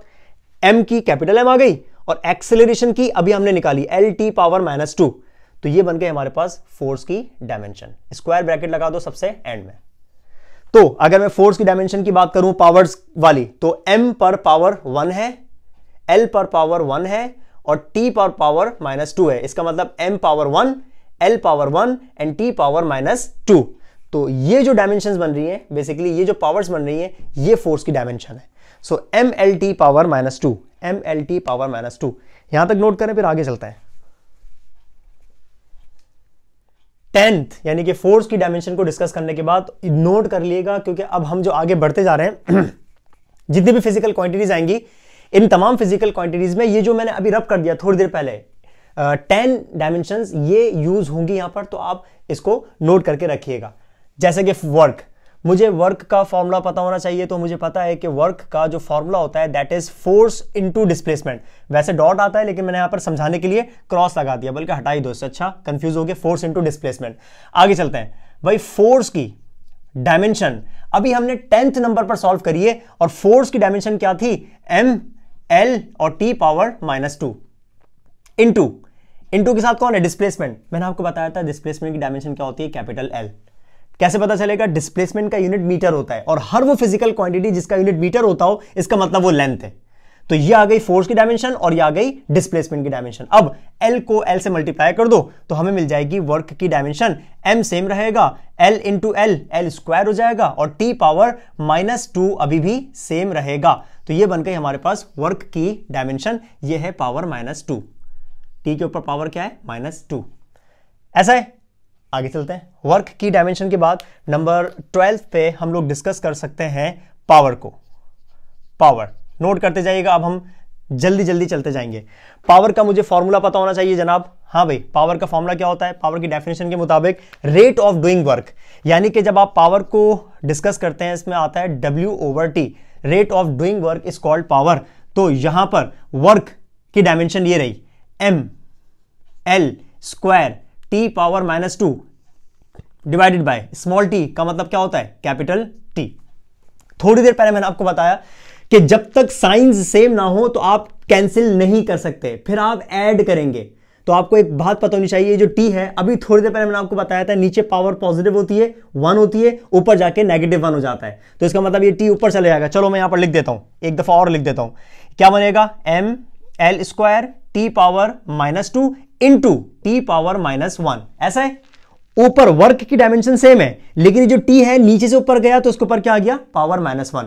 अब आप नोट करें, -1 -2 कितने हो जाएंगे, -3। इसका मतलब हमारे पास जो पावर की डायमेंशन बन रही है P की, वो क्या बन रही है, m l स्क्वायर और t पावर -3। ये बन गए हमारे पास किसकी, पावर की डायमेंशन। और मैं वो नहीं लिख रहा पावर्स जो हम लिखते जा रहे थे कि हाँ भाई 1 0 या -1 जो भी है, अब वो बात मैं यहां पर नहीं लिख रहा, इसको आप यहां पर पहले से मतलब आप अपनी तरफ से लिख सकते हैं जो भी है। इसको मैं थोड़ा सा सीधा करके लिख देता हूं क्योंकि ये थोड़ा सा टेढ़ा जा रहा था। तो मैं यहां पर लिख सकता हूं, अभी पावर की जो डायमेंशन बन रही है वो क्या बन रही है, m l square and t power -3। ये बन गई पावर की डायमेंशन। आगे चलते हैं, नंबर 12, जो भी याद आता जाएगा मैं यहां पर लिखता जाऊंगा। नंबर 13, 12 के बाद नंबर 13, लेट्स सपोज हम 13 पे डिस्कस कर लेते हैं प्रेशर को। प्रेशर से पहले हम डिस्कस करते हैं एरिया को। एरिया, अच्छा भाई, एरिया का मुझे फॉर्मूला पता होना चाहिए। हाँ भाई, एरिया का फॉर्मूला क्या होता है, capital A is equal to length into width. Small w है, कैपिटल W नहीं है, स्मॉल w का मतलब होता है विड्थ। तो यहां पर जब आप एरिया की डायमेंशन निकालोगे तो लेंथ का तो होता ही कैपिटल L है, और विड्थ का यूनिट भी मीटर होता है, तो इसका मतलब ये खुद भी लेंथ है। तो लेंथ इंटू लेंथ क्या बनेगा, L स्क्वायर। इसका मतलब एरिया की डायमेंशन क्या बन गई, L स्क्वायर। और मैंने अभी आपको बताया था जो मिसिंग है आप उसको यूं भी करके लिख सकते हो कि हाँ भाई जो एरिया की डायमेंशन है वो क्या बन रही है, m0 L square and t power 0। ऐसा है, ये बन गई एरिया की डायमेंशन। आगे चलते हैं, नंबर 13 के बाद नंबर 14 को डिस्कस करते हैं। अब मैं जल्दी जल्दी लिखते जाऊंगा, आप नोट करते जाएं। नंबर 14 पे हम डिस्कस करते हैं अब प्रेशर को। ठीक है, मुझे प्रेशर का फॉर्मूला पता होना चाहिए, जो कि पता है मुझे, तो मैं यहां पर प्रेशर का फॉर्मूला लिख देता हूं, and that is capital P is equal to force per unit area is called pressure. आप बोलेंगे सर कैपिटल P पावर का भी था, तो हमें कैसे पता चलेगा? ओ भाई फर्क है, इनके कॉन्सेप्ट में ही फर्क है। जब मैं पावर की बात करूंगा तो वहां पर काम है वर्क अपॉन टाइम का, जब मैं प्रेशर की बात करूंगा तो यहां पर काम है फोर्स अपॉन एरिया का। तो कोई मतलब सिमिलैरिटी है ही नहीं। हाँ, सिर्फ सिमिलैरिटी इस हद तक है कि हाँ भाई दोनों के जो सिंबल्स हैं वो कैपिटल P है, तो कैपिटल P पर हमें रिलाय थोड़ी करना कि कैपिटल P गिवन होगा तो हमें कैसे पहचानेंगे कि कैपिटल P का मतलब क्या है। नहीं, आपको कॉन्सेप्ट्स में गिवन फर्क होगा कि वो प्रेशर की बात कर रहा है या पावर की बात कर रहा है। तो work done per unit time is called power and force per unit time is called force per unit area is called pressure. तो इसकी डायमेंशन निकालने के लिए फोर्स की डायमेंशन याद होनी चाहिए अब आपको, वो क्या थी, m l t power -2 divided by area की वो लिखी हुई अभी हमने कैलकुलेट करी है L स्क्वायर। अब इसको सॉल्व कर लेते हैं। सॉल्व कैसे करते हैं? हाँ भाई मुझे बताओ, मैंने अभी आपको थोड़ी देर पहले एक बात बताई कि जब तक साइंस सेम ना हो आप कैंसिल नहीं करिएगा, लेकिन अब मुझे यहां पर L और L की साइंस सेम नजर आ रही है, उसका मतलब ऊपर है 1 और नीचे है 2, है ना, ऊपर +1 है और नीचे है +2, साइन सेम है, तो इसका मतलब मैं लेंथ को लेंथ के साथ कैंसिल कर सकता हूं। तो ऊपर वाली लेंथ नीचे स्क्वायर के साथ कैंसिल हो जाएगी, नीचे अभी भी एक L बचा हुआ है, तो कैसे लिखेंगे इसको, ये देखो mt⁻⁻2 और अपॉन में एक L बचा हुआ है। जो बिगनर्स हैं, जो स्लो लर्नर्स हैं, उनके लिए मैं यहां पर स्टेप बाय स्टेप करके दिखा रहा हूं, वरना अब तक हम लिख सकते थे, आंसर डायरेक्टली लिख सकते थे, ठीक है ना। तो L से L स्क्वायर कैंसिल हो गया, नीचे L बचा हुआ है। फिर याद करो मैंने आपको बताया था नीचे +1 है, ऊपर जाके क्या हो जाएगा, -1 हो जाएगा। ये देखो नीचे कहां गया, इसमें था ना, ये रहा T, पॉजिटिव T था, ऊपर जाके क्या हो गया था, नेगेटिव, तो नेगेटिव और ये आपने इनको क्या कर लिया था, ऐड कर दिया था। तो यहां पर क्या बनना चाहिए, P = M, L ऊपर चले जाएगा तो इनवर्स हो जाएगा, यानी कि -1 और T⁻²। ये बन गई हमारे पास प्रेशर की डायमेंशन। ऐसे ही ये पावर-2 है प्रेशर की डायमेंशन। आगे चलते हैं, नंबर 14 के बाद नंबर 15 पे किसको डिस्कस करें, लेट्स सपोज हम डिस्कस कर लेते हैं सरफेस टेंशन को। सरफेस टेंशन, काश आप लोग मेरे सामने होते हैं, मेरी फिजिकल क्लास में होते तो बड़ा अच्छा लग रहा होता है कि वो स्टूडेंट्स बता रहे होते हैं सर इसकी लिखें, सर इसकी लिखें, सर इसकी लिखें। मल्टीपल जो है हमारे पास जो है वो रिक्वेस्ट आ रही होती है, तो फिलहाल इस चीज़ को मैं मिस कर रहा हूँ कि हाँ भाई स्टूडेंट्स काश होते हैं तो मुझे बता रहे होते सर इसकी लिखें, इसकी लिखें, इसकी लिखें। अब मुझे फिलहाल अकेले सोचना पड़ रहा है कि मैं कौन कौन सी लिखता हूँ, लेकिन फिलहाल काफ़ी सारी है, मुझे याद आ जाएंगी। खैर, सरफेस टेंशन, मुझे फॉर्मूला पता होना चाहिए। फॉर्मूला होता है टेंशन का, सरफेस टेंशन का, फोर्स पर यूनिट लेंथ, ठीक है। फोर्स की डायमेंशन आपको याद हो जानी चाहिए, याद हो जानी चाहिए, और वो क्या होती है, mLT⁻², ओवर लेंथ है, लेंथ की होती है कैपिटल L। अब देखो साइंस सेम है और एक एक L है तो डायरेक्टली कैंसिल कर दो, यानी कि लेंथ बचा ही नहीं है। तो हमारे पास सरफेस टेंशन की डायमेंशन जो बच गई वो बची सिर्फ M और T⁻²। ऐसा है सरफेस टेंशन की डायमेंशन, और जो मिसिंग है आप उसको पावर्स की फॉर्म में लिख दो। T = M है यानी कि 1, L नहीं है तो 0 और T⁻², ये बन गई सरफेस टेंशन की डायमेंशन। आगे चलते हैं, नंबर 16 पे हम डिस्कस कर लेते हैं। लेट्स सपोज मोमेंटम को, momentum quantity of motion is called momentum. Topic upload किया हुआ है मैंने, काफी पहले अपलोड किया था जब मेरे बड़े बड़े बाल हुआ करते थे, और अब तो बिल्कुल ना होने के बराबर है, ठीक है ना। खैर, टॉपिक अपलोड किया हुआ है, quantity of motion is called momentum. तो इसका फॉर्मूला भी मैंने आपको बताया था, वो क्या था, P = mass into velocity is called momentum. The product of mass and velocity is called momentum. चलते हैं आगे, अभी हम टॉपिक डिस्कस नहीं कर रहे हैं, अभी हम डायमेंशंस को डिस्कस कर रहे हैं ना, तो डिटेल में मैं आपको कुछ भी नहीं बता रहा। ओके, मोमेंटम का यानी कि M फॉर कैपिटल M, और वेलोसिटी की डायमेंशन सबसे पहले हमने ड्राइव की थी, डिराइव्ड क्वांटिटीज में सबसे पहली थी 8th नंबर पर, 8वां क्या थी वो, LT⁻⁻1। मैंने आपको कहा था याद कर लेना। तो V की जगह में क्या पुट करूंगा, LT⁻⁻1। तो देखें क्या बना, M की M आ गई और वेलोसिटी की क्या आ गई, LT⁻⁻1। तो ये बन गई हमारे पास मोमेंटम की डायमेंशन, मोमेंटम की। आगे चलते हैं, 16 के बाद 17 को डिस्कस करते हैं। 17 चेक कर लूं पहले क्या भी फ्रेम में आ रहा है, कट तो नहीं रहा, बिल्कुल ठीक है। 17 में हम डिस्कस कर लेते हैं। लेट्स सपोज टॉर्क सही है, टॉर्क का मुझे फॉर्मूला पता होना चाहिए, मुझे टॉर्क का फॉर्मूला पता है, और वो होता है R×F, movement arm into F। Torque का भी टॉपिक अपलोड किया हुआ है मैंने, ठीक है, तो उसको पढ़ लेना अगर डिटेल में डिस्कस करना हो, लेकिन फिलहाल हम डिटेल में नहीं जा रहे, हम सिर्फ फॉर्मूला को फोकस कर रहे हैं।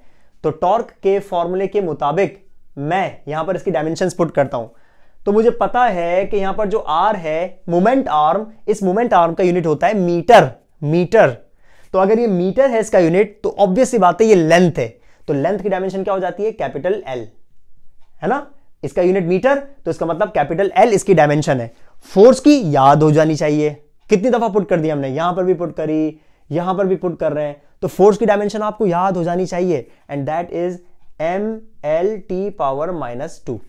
ठीक है, कैसे पढ़ोगे, फोर्स की डायमेंशन क्या होती है, ma मास इंटू एक्सेलरेशन। ये m मास की है और LT⁻² किसकी है, एक्सेलरेशन की। चलो खैर, L से L को मल्टीप्लाई कर दें 2 दफा है तो स्क्वायर बन जाएगा ना। तो टॉर्क की जो डायमेंशन बन रही है वो बन रही है mL² और T⁻²।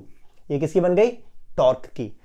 किसी से मैच कर रही है टॉर्क की डायमेंशन? वो देखना खाली जो मैंने उसमें बॉक्स में किए में, ये डायमेंशन है, ये डायमेंशन है, ये डायमेंशन है, डायमेंशन है, डायमेंशन, डायमेंशन, डायमेंशन, बॉक्स वाले सारे डायमेंशन है। जब भी आंसर आता है, मेरी आदत है मैं इसको बॉक्स में कर देता हूं, ठीक है, ताकि पहचानना आसान हो जाए।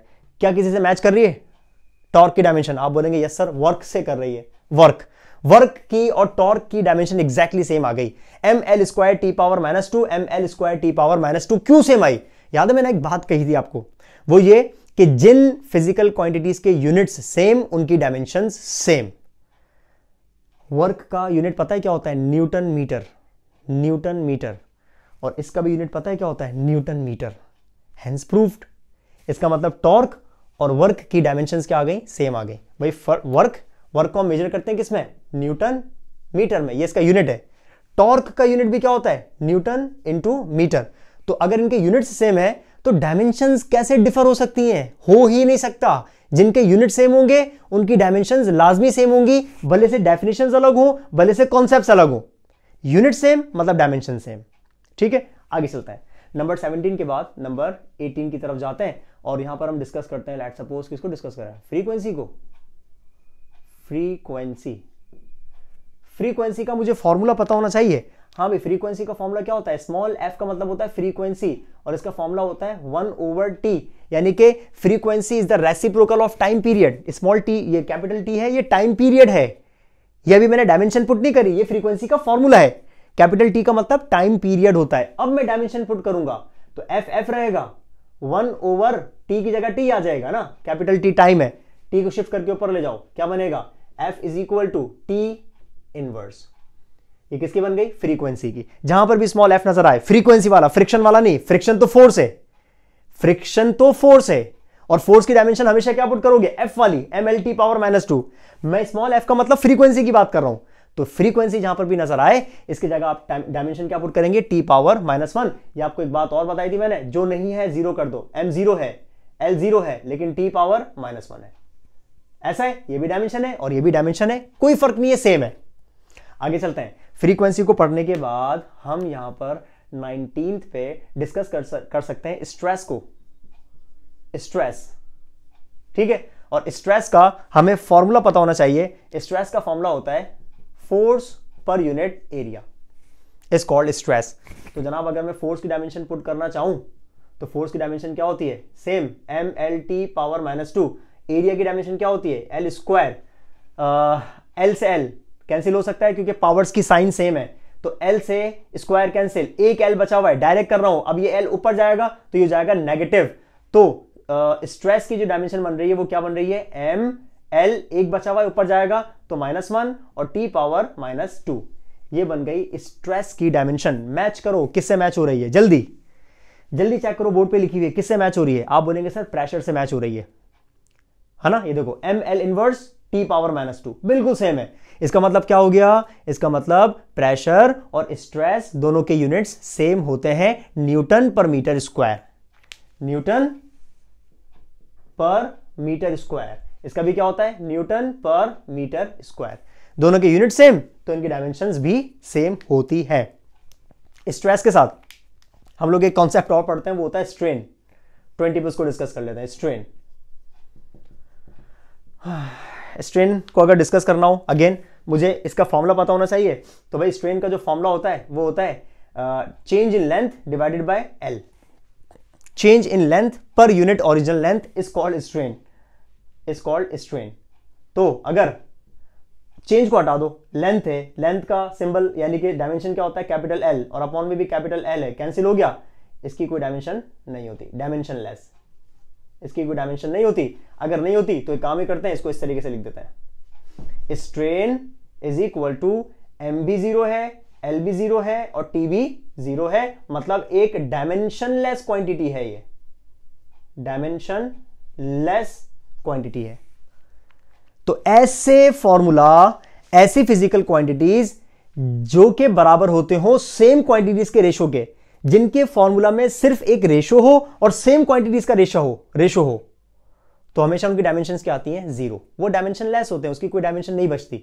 तो इसका मतलब ये देखो, लेंथ ओवर लेंथ कभी भी डायमेंशन नहीं आएगी, ठीक है। वेलोसिटी ओवर वेलोसिटी कभी भी कोई डायमेंशन नहीं आएगी। अच्छा, मैं वेलोसिटी और वेलोसिटी की बात कर रहा हूं, ये किस में आता है? रिफ्रैक्टिव इंडेक्स में ना। रिफ्रैक्शन में हमारा टॉपिक होता है इंडेक्स ऑफ रिफ्रैक्शन या फिर रिफ्रैक्टिव इंडेक्स। तो उसमें जो बेसिकली हमारे पास फॉर्मूला बनता है वो क्या बनता है? Velocity divided by velocity.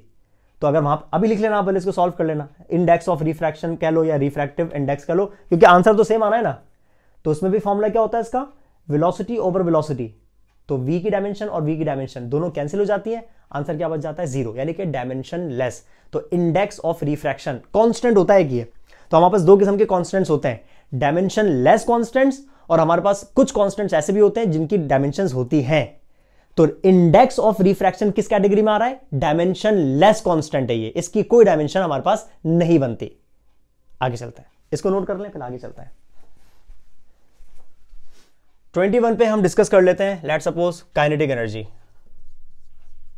Kinetic energy, ठीक है, काइनेटिक एनर्जी। मुझे इसका फॉर्मूला पता होना चाहिए, और इसका जो फॉर्मूला होता है दैट इज हाफ mv², है ना, 1/2 mv²। चलो डायमेंशंस पुट करते हैं काइनेटिक एनर्जी की। 1/2 एक नंबर है, नंबर की कांस्टेंट मतलब नंबर्स की डायमेंशंस नहीं होती, तो इसका मतलब 1/2 का आप निगलेक्ट कर दें। मास की डायमेंशन क्या पढ़ी हमने? Capital M। वेलोसिटी की डायमेंशन क्या पढ़ी हम लोगों ने सबसे शुरू में? 8th वाली जो थी, 8वीं, LT⁻⁻1, ये थी वेलोसिटी की। लेकिन वेलोसिटी के ऊपर स्क्वायर लगा हुआ है, इसका मतलब पूरी डायमेंशन पर स्क्वायर हो जाएगा। 1/2 नहीं लिखा क्योंकि नंबर है, नंबर की डायमेंशन नहीं होती है। तो काइनेटिक एनर्जी की डायमेंशन क्या बन रही है? m रहेगा सेम, ये स्क्वायर L पर भी आ जाएगा, तो 2 1 जा, तो L पर स्क्वायर क्या आ जाएगा? सॉरी, पावर क्या आ जाएगी? 2, और अगेन 2 1 जा 2, लेकिन नेगेटिव। ये बन गई काइनेटिक एनर्जी की डायमेंशन, ml² एंड T⁻⁻2। और पता है ये डायमेंशन हमारे पास सेम थी जैसे कि किसकी? वर्क की। वर्क का यूनिट क्या होता है? जूल। एनर्जी का यूनिट भी क्या होता है? जूल। तो अगर यूनिट सेम तो देखो डायमेंशन भी सेम। चेक कर लो पीछे करके, आपने अगर नोट किया हो कि वर्क की डायमेंशन भी एग्जैक्टली सेम थी, और किसकी थी? टॉर्क की भी सेम थी। तो क्योंकि इनकी यूनिट सेम है तो इनकी डायमेंशंस भी सेम आ रही हैं, ml² एंड T⁻⁻2। इसको तो याद कर लो, बड़ी इंपॉर्टेंट है। वर्क की इसको याद कर लो, वर्क की भी है और एनर्जी की भी है, भले वो काइनेटिक एनर्जी हो, भले वो पोटेंशियल एनर्जी हो, भले वो हीट एनर्जी क्यों ना हो। तो अगर मैं यहां पर 22 पे लेट सपोज प्रूव कर देते हैं पोटेंशियल एनर्जी,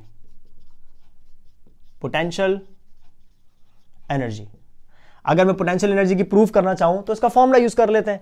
पोटेंशियल एनर्जी का, ग्रेविटेशनल पोटेंशियल एनर्जी का फॉर्मूला यूज कर लेते हैं, mgh। ठीक है, mgh। So PE is equal to, हाँ भाई m की डायमेंशन क्या पुट करूं मैं? Capital M। g क्या है आपको पता है? g की वैल्यू क्या होती है? 9.8 मीटर पर सेकेंड स्क्वायर। मीटर पर सेकेंड स्क्वायर किसका यूनिट होता है? एक्सेलरेशन का। This is a, acceleration. इसका मतलब g है क्या? एक्सेलरेशन है। यहां से पता चला मैं यूनिट से।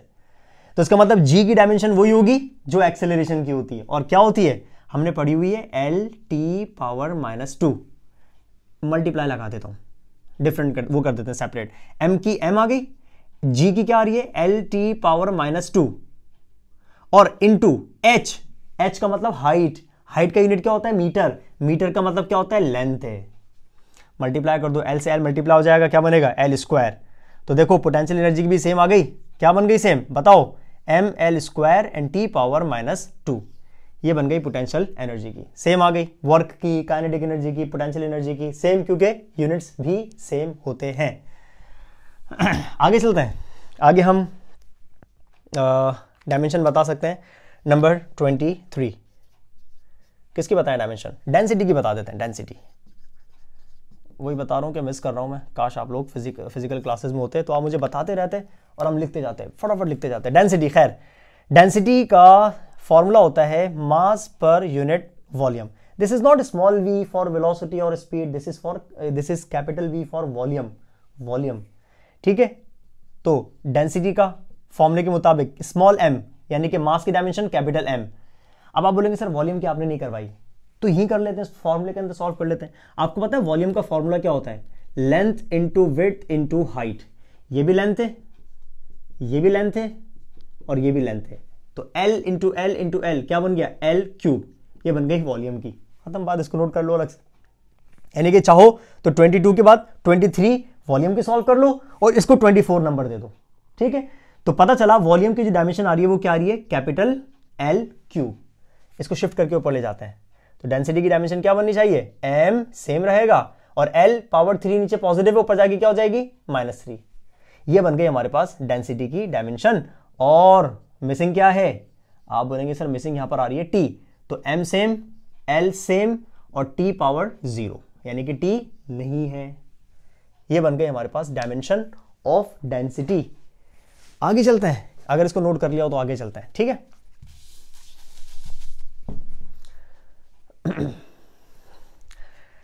डेंसिटी के बाद हम यहां पर लिख सकते हैं डायमेंशन किसकी किसकी लिखें, 24 में हम लिख सकते हैं प्लैंक्स कांस्टेंट, प्लैंक्स कांस्टेंट, ठीक है। प्लैंक्स कांस्टेंट का मुझे फॉर्मूला पता होना चाहिए, तो मुझे वो फॉर्मूला पता है जिसमें प्लैंक्स कांस्टेंट आता है, वो जाहिर सी बात है कौन से टॉपिक में है, प्लैंक्स लॉ के अंदर। तो प्लैंक्स लॉ में हमने क्या पढ़ा था, E equals H times frequency. H new था या H F होता है, न्यू का मतलब भी फ्रीक्वेंसी होता है और F का मतलब भी फ्रीक्वेंसी होता है। तो E फॉर एनर्जी, एनर्जी मतलब ये जूल्स है ना, जूल्स, यूनिट से पता लगा लेना। तो एनर्जी जूल्स है, तो इसका मतलब joule kinetic energy, potential energy, work, इन सबके जूल्स यूनिट्स हैं, तो आप एनर्जी की जगह पे ये डायमेंशन पुट करेंगे। आगे चलते हैं, F फ्रीक्वेंसी याद रखो, यहां पर मैंने करवाया था इस वाले पोर्शन में, है ना। फ्रीक्वेंसी की डायमेंशन क्या आ रही थी, T पावर -1। H की फाइंड करनी हो तो H के लिए फॉर्मूला क्या बन जाएगा, एनर्जी ओवर फ्रीक्वेंसी। कर देते हैं पुट, काम आसान हो चुका है हमारे लिए। H is equal to energy की क्या होती है भाई, ml² and T power -2। Energy की याद कर लो, आपको पता है आपको स्पीड की वेलोसिटी की डायमेंशन याद होनी चाहिए, ये एक ही है, इनको याद कर लो। स्पीड की वेलोसिटी की डायमेंशन याद होनी चाहिए, एक्सेलेरेशन की याद होनी चाहिए, फोर्स की याद होनी चाहिए, वर्क की याद होनी चाहिए, पावर की याद होनी चाहिए, और बाकी 7 फंडामेंटल क्वांटिटीज हैं उन सब की याद होनी चाहिए। आपका काम आसान हो जाएगा। ये वो क्वांटिटीज हैं जो हर जगह पे मौजूद हैं, तो इनकी याद कर लो, फिजिकल क्वांटिटीज, सॉरी डायमेंशंस, ये बार बार यूज हो रहे हैं, है ना।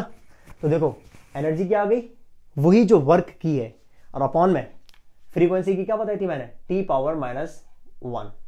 अब मुझे बताएं, देखो दोनों T की पावर नेगेटिव है, सेम साइंस हैं, तो अब आप कैंसिल करेंगे, 2 से 1 कैंसिल हो जाएगा, इसका मतलब ऊपर 1 बचेगा खाली, और वो क्या हो जाएगा, -1। तो मैं यहां पर अगर पुट करना चाहूं H की डायमेंशन, यहां कर देते हैं, H की डायमेंशन क्या बन रही है, ml² एंड T पावर -2। ऐसा है, ये बन गई प्लैंक्स कांस्टेंट की dimension, ml² and T power -2 नहीं बल्कि -1, क्योंकि एक कैंसिल हो चुका है, -1। आगे चलते हैं, नंबर 25 पे हम चेक करते हैं एंगुलर डिस्प्लेसमेंट, एंगुलर डिस्प्लेसमेंट, ठीक है, एंगुलर डिस्प्लेसमेंट। अच्छा, एंगुलर डिस्प्लेसमेंट का मुझे फॉर्मूला पता होना चाहिए, तो जनाब एंगुलर डिस्प्लेसमेंट यानी कि थीटा का फॉर्मूला होता है S/R, S for arc length and R for radius. Topic upload कर चुका हूं, पढ़ा हुआ है मैंने, पढ़ाया हुआ है टॉपिक, आप लोगों को कॉन्सेप्ट डिटेल में जाना हो तो वहां से चेक कर लेना, फॉर्मूला लिखा हुआ होगा ये, theta is equal to S/R। आगे चलते हैं, थीटा ही एंगुलर डिस्प्लेसमेंट है, S आर्क लेंथ है, देखो क्या आ रहा है, आर्क लेंथ है, और लेंथ की डायमेंशन क्या होती है, कैपिटल L, रेडियस मीटर में होता है, तो मीटर का मतलब भी क्या होता है, कैपिटल L। बता चुका हूं मैं आपको ना। तो ये तो है ही लेंथ, इसका नाम है आर्क लेंथ, तो लेंथ की L डायमेंशन, और ये रेडियस है, रेडियस का यूनिट क्या होता है, मीटर, और हर वो फिजिकल क्वांटिटी जिसका यूनिट मीटर हो उसकी डायमेंशन भी कैपिटल L। L से L कैंसिल, इसका मतलब क्या हो गया, इसका मतलब हो गया डायमेंशन लेस। एंगुलर डिस्प्लेसमेंट की कोई डायमेंशन नहीं होती है, एंगुलर डिस्प्लेसमेंट का यूनिट होता है रेडियन, लेकिन इसकी डायमेंशन नहीं होती। तो यहां पर लिख दें डायमेंशन लेस, डायमेंशन लेस। बेचारे के पास डायमेंशन नहीं है लेकिन यूनिट है, यूनिट क्या होता है, रेडियन होता है। तो इसका मतलब पता है क्या, पता, एक बात पता चली हमें, इसका यूनिट क्या होता है, रेडियन, रेडियन, इसका ये SI यूनिट है, SI यूनिट। इससे हमें एक बात पता चली, जरूरी नहीं कि जिनके यूनिट्स हो उनकी डायमेंशंस भी हो। ये देखो आपके सामने एंगुलर डिस्प्लेसमेंट का यूनिट है रेडियन, लेकिन इसकी कोई डायमेंशन नहीं आई। इसका मतलब ये हो गया कि जरूरी नहीं है कि जिनके यूनिट्स हो उनकी डायमेंशंस भी हो, लेकिन जरूरी है जिनकी डायमेंशंस होंगी उनके यूनिट्स लाजमी होंगे। मतलब हर वो फिजिकल क्वांटिटी जिसकी डायमेंशन है ना, उसका लाजमी यूनिट जरूर होगा, लेकिन हमेशा ऐसा नहीं होगा कि जिनके यूनिट्स हैं उनकी डायमेंशंस भी होंगी। जैसे आपके सामने देखो, एंगुलर डिस्प्लेसमेंट का यूनिट है रेडियन है, लेकिन इसकी डायमेंशन क्या है? आप बोलेंगे नो डायमेंशन। तो यूनिट्स वालों की जरूरी नहीं है कि हर यूनिट वाली फिजिकल क्वांटिटी की डायमेंशन होती हो। खैर आगे चलता है 25 के बाद 26 की तरफ। 26 कट तो नहीं रहा, फ्रेम में आ रहा है प्रॉपर्ली? आ रहा है, बिल्कुल ठीक है। नंबर 26 पे एंगुलर की तरफ आ गए ना हम लोग, तो एंगुलर को डिस्कस करते हैं। एंगुलर डिस्प्लेसमेंट के बाद एंगुलर वेलोसिटी को, एंगुलर वेलोसिटी को, ठीक है। अच्छा, एंगुलर वेलोसिटी को हम रिप्रेजेंट करते हैं ओमेगा। ये भी टॉपिक मैं अपलोड कर चुका हूं। एंगुलर वेलोसिटी ओमेगा, और फॉर्मूला क्या होता है? Theta over time, angular displacement divided by time. अच्छा, ओमेगा का डायमेंशन क्या बनेगी? हम मतलब ओमेगा की बात कर रहे हैं, एंगुलर वेलोसिटी मतलब omega, rate of change of angular displacement. Angular displacement की डायमेंशन नहीं है, तो इसकी जगह पे मैं 1 पुट कर देता हूं। ओवर टी, टाइम की डायमेंशन होती है कैपिटल टी, इस टी को ऊपर ले जाते हैं, तो ओमेगा की डायमेंशन क्या बन रही है? T power -1। ऐसा है, याद करो टी पावर -1 किसकी दी डायमेंशन? जल्दी बताओ किसकी थी, याद करो। टी पावर -1 किसकी डायमेंशन आई थी? आप बोलेंगे सर फ्रीक्वेंसी की। इसका मतलब एंगुलर वेलोसिटी और फ्रीक्वेंसी के यूनिट सेम है, तो इनकी डायमेंशंस भी क्या है? सेम है, टी पावर -1। और इसी चीज को हम ऐसे भी लिख सकते हैं, कैसे? समझ गए होंगे, m0 l0 और टी पावर -1 एंगुलर वेलोसिटी की डायमेंशन। आगे चलते हैं, एंगुलर एक्सेलरेशन की बात करते हैं। 27 एंगुलर एक्सेलरेशन, ठीक है। एंगुलर एक्सेलरेशन का मतलब क्या होता है? Rate of change of angular velocity. Symbol इसका होता है अल्फा। फॉर्मूला क्या होता है? Omega over t. This is not डब्ल्यू, this is omega for angular velocity, और this is alpha for angular acceleration. Topic upload कर चुका हूं डिटेल के अंदर ना, अभी हम डिटेल में जा ही नहीं रहे टॉपिक्स की ना, हम सिर्फ डायमेंशंस को सॉल्व कर रहे हैं। ओमेगा की डायमेंशन क्या है? T inverse. ओमेगा की डायमेंशन क्या है? टी इनवर्स ओवर टी की डायमेंशन क्या होती है, यानी कि टाइम की डायमेंशन क्या होती है? सिर्फ और सिर्फ टी। तो ओमेगा की टी इनवर्स यहां से आ गई, और स्मॉल टी की डायमेंशन कैपिटल टी आ गई। क्या मैं इनको कैंसिल करूं या ऐड करूं? तो आप बोलेंगे सर इनको ऐड करिएगा, क्योंकि इनकी पावर्स के साइन सेम नहीं है, तो ये कैंसिल नहीं हो सकती। ऐसा नहीं है गलती से भी टी को कैंसिल कर दो, ब्लंडर, यानी इसका मतलब आपकी मैथमेटिक्स वीक है। यहां पर कैंसिल नहीं हो रही, यहां पर ऐड हो रहा है, क्योंकि ये टी नीचे पॉजिटिव है, ऊपर जाके -1 हो जाएगा, तो -1 कितने हो जाएंगे? -2। तो एंगुलर एक्सेलरेशन की डायमेंशन क्या बन रही है? टी पावर -2, या क्या बनेगा? पहचान गए होंगे, m0 l0 and T power -2 acceleration. कौन सी वाली? Angular acceleration. आगे चलते हैं 27 के बाद 28 angular momentum. Angular momentum, angular momentum को अगर हम डिस्कस करें, तो एंगुलर मोमेंटम का जो सिंबल होता है वो होता है कैपिटल एल, और इसका जो फॉर्मूला होता है वो होता है mvr। mvr r cross p भी होता है, उससे करोगे तब भी सेम आएगा। mvr भी होता है फॉर्मूला, इससे करोगे तब भी सेम आएगा, ठीक है। तो mvr, चलें भाई डायमेंशंस पुट करते हैं। कैपिटल एल का ही मतलब है एंगुलर मोमेंटम, ये डायमेंशन नहीं है, ये एंगुलर मोमेंटम का अपना सिंबल है L, this is not dimension. Dimension हम पुट करेंगे, m की क्या? कैपिटल m, वेलोसिटी की क्या? एल टी पावर -1, रेडियस की यूनिट मीटर, तो इसका डायमेंशन कैपिटल एल। मैंने आपको कहा है रेडियस की डायमेंशन याद कर लो, कैपिटल एल होती है। हाँ भाई, एल इंटू एल स्क्वायर बन जाएगा, इसका मतलब कैपिटल एल, यानी कि एंगुलर मोमेंटम की डायमेंशन क्या बनी? m सेम है, एल स्क्वायर सेम है, सॉरी एल स्क्वायर हो गया, और टी पावर -1, ये बन गया हमारे पास एंगुलर मोमेंटम की डायमेंशन। चलो भाई काम करो, चेक करो बोर्ड पे लिखा हुआ है कहीं, इस जैसी डायमेंशन किसी की है? जल्दी से मैच करो, इस जैसी डायमेंशन किसी की आ रही है? आप बोलेंगे यस सर आ रही है। किसकी? प्लैंक्स कांस्टेंट की। इसका मतलब पता है क्या हुआ? प्लैंक्स कांस्टेंट और एंगुलर मोमेंटम के दोनों के यूनिट्स क्या है? सेम है, और वो पता है क्या होता है? Joule into second. Planck's constant का यूनिट क्या होता है? जूल सेकेंड, और इसका यूनिट भी क्या होता है? Joule second. तो जिनके यूनिट सेम उनकी डायमेंशन सेम, यहां प्रूव करते जा रहे हैं। तो प्लैंक्स कांस्टेंट और एंगुलर मोमेंटम की डायमेंशंस सेम होती हैं, बिकॉज इनके यूनिट्स क्या होते हैं? इनके यूनिट्स सेम होते हैं। आगे चलते हैं, चलते जाते हैं फिलहाल अभी ना। 29 को हम पढ़ते हैं रैडबर्ग्स कांस्टेंट। रैडबर्ग्स कांस्टेंट, आप बोलेंगे सर ये कौन सा कांस्टेंट आ गया?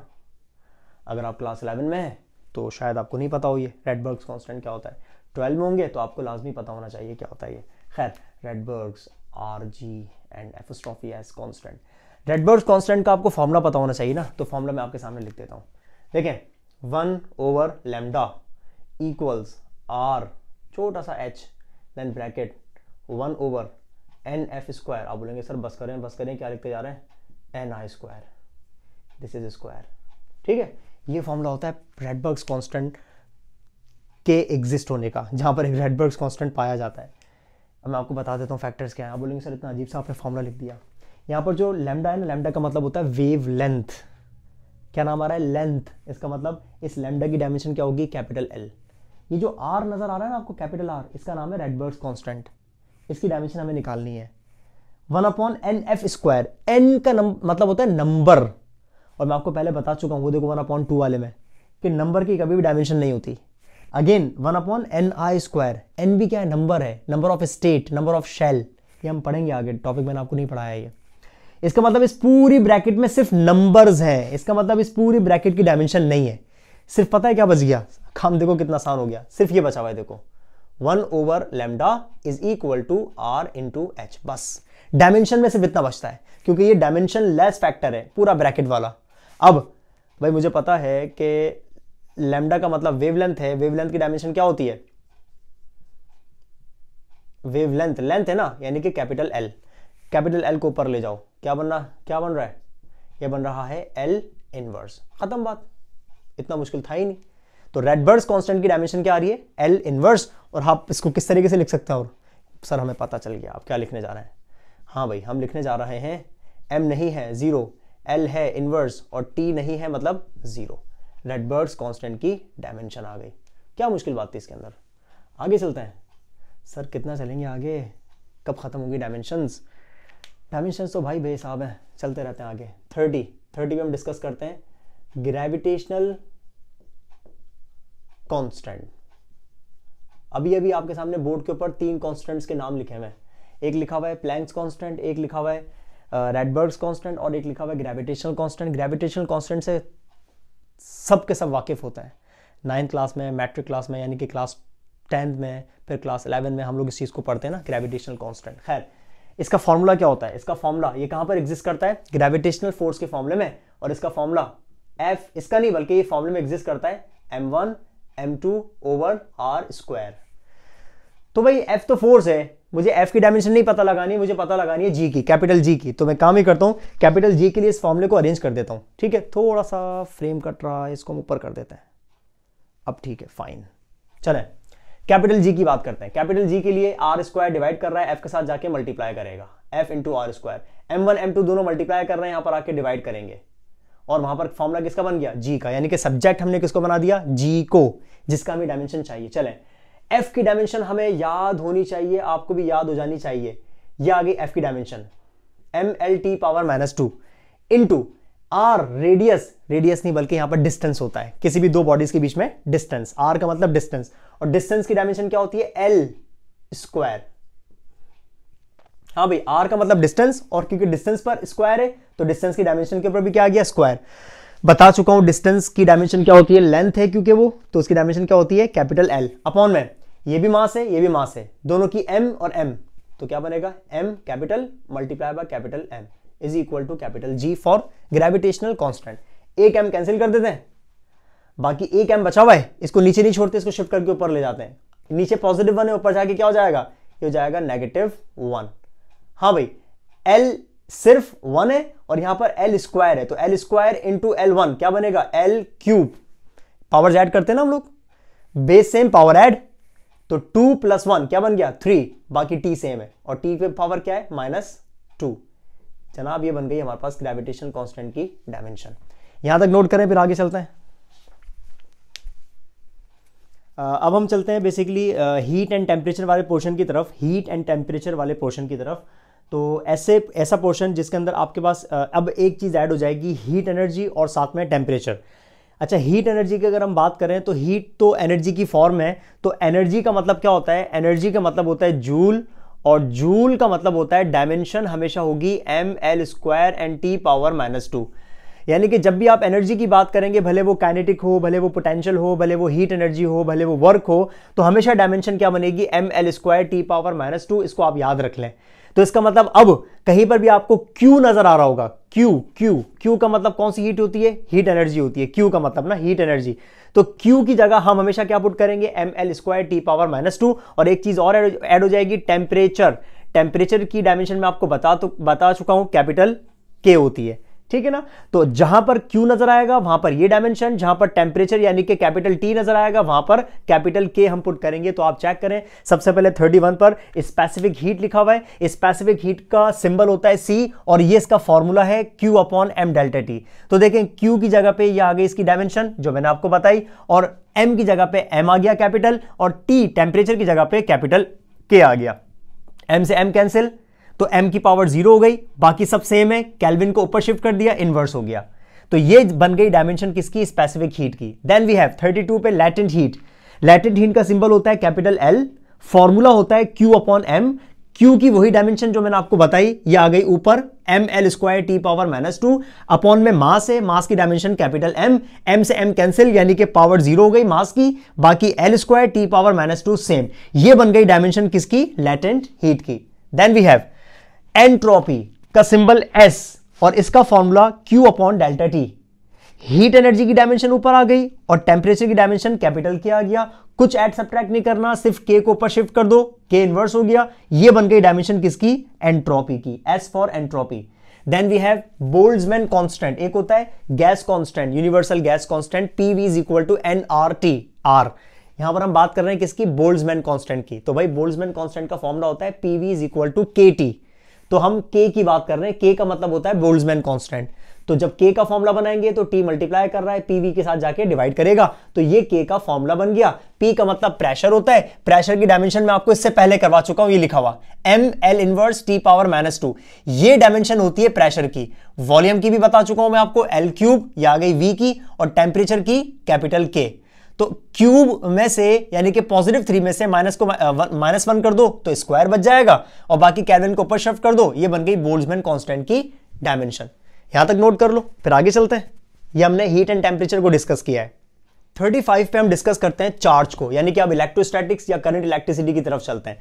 चार्ज फंडामेंटल नहीं होता, डिराइव्ड होता है। अच्छा, चार्ज का सिंबल होता है Q, और इसका फॉर्मूला होता है करंट इनटू टाइम। ऐसा है। तो चार्ज का जो डायमेंशन बनेगी वो बेसिकली I। करंट का मैं आपको बता चुका हूं, 7 फंडामेंटल क्वांटिटीज में से करंट भी था, और करंट की डायमेंशन मैंने आपको क्या लिखाई थी, कैपिटल A, और स्मॉल t टाइम है तो मतलब कैपिटल T। ये बन गई चार्ज की डायमेंशन AT। इसका मतलब अब से आपको जहां पर भी चार्ज नजर आएगा, Q नजर आएगा, आप वहां पर AT पुट करेंगे। जैसे कि सबसे पहले हम फॉर्मूला पढ़ते हैं जिसमें चार्ज आता हो, यानी कि 36 पे मैं नंबरिंग कर देता हूं, and that formula is electric intensity. ठीक है, इलेक्ट्रिक इंटेंसिटी। और इंटेंसिटी, इलेक्ट्रिक इंटेंसिटी मतलब टॉपिक में आपको पढ़ा चुका हूं, डिटेल में चेक कर रहा हूं तो पढ़ लेना। इसका जो हमने फॉर्मूला पढ़ा था, that was E = force per unit charge. ये हमने इसका फॉर्मूला पढ़ा था, ठीक है। अच्छा, अब अगर मैं चेक करूं तो F का मतलब फोर्स है, तो फोर्स की डायमेंशन मैं आपको बता चुका हूं, याद कर लो, mL⁻², ओवर Q का मतलब चार्ज, मतलब A × T। अच्छा, अब इसको अगर सॉल्व करेंगे तो फॉर्मूला देखो क्या बनेगा, डायमेंशनल फॉर्मूला क्या बनेगा, M सेम रहेगा, एक ही है, L सेम रहेगा, एक ही है। बाकी अगर मैं T की बात करूं तो मुझे बताओ, ऐड करोगे सब्ट्रैक्ट करोगे, साइंस डिफरेंट है तो सब्ट्रैक्ट नहीं, सॉरी मतलब जो है वो कैंसिल नहीं होगा, बल्कि ऊपर जाके ऐड होगा। तो +1 है T, ऊपर जाके -1 हो जाएगा, तो -2 और -1 कितना हो जाएगा, -3। तो T पर पावर क्या बन जाएगी, -3, और A एम्पेयर, इसको भी ऊपर शिफ्ट कर दो, -1। तो ये बन गई इलेक्ट्रिक इंटेंसिटी की डायमेंशन। आगे चलते हैं। इलेक्ट्रिक इंटेंसिटी के बाद हम लोग डिस्कस कर सकते हैं इलेक्ट्रिक फ्लक्स को। 37 इलेक्ट्रिक फ्लक्स।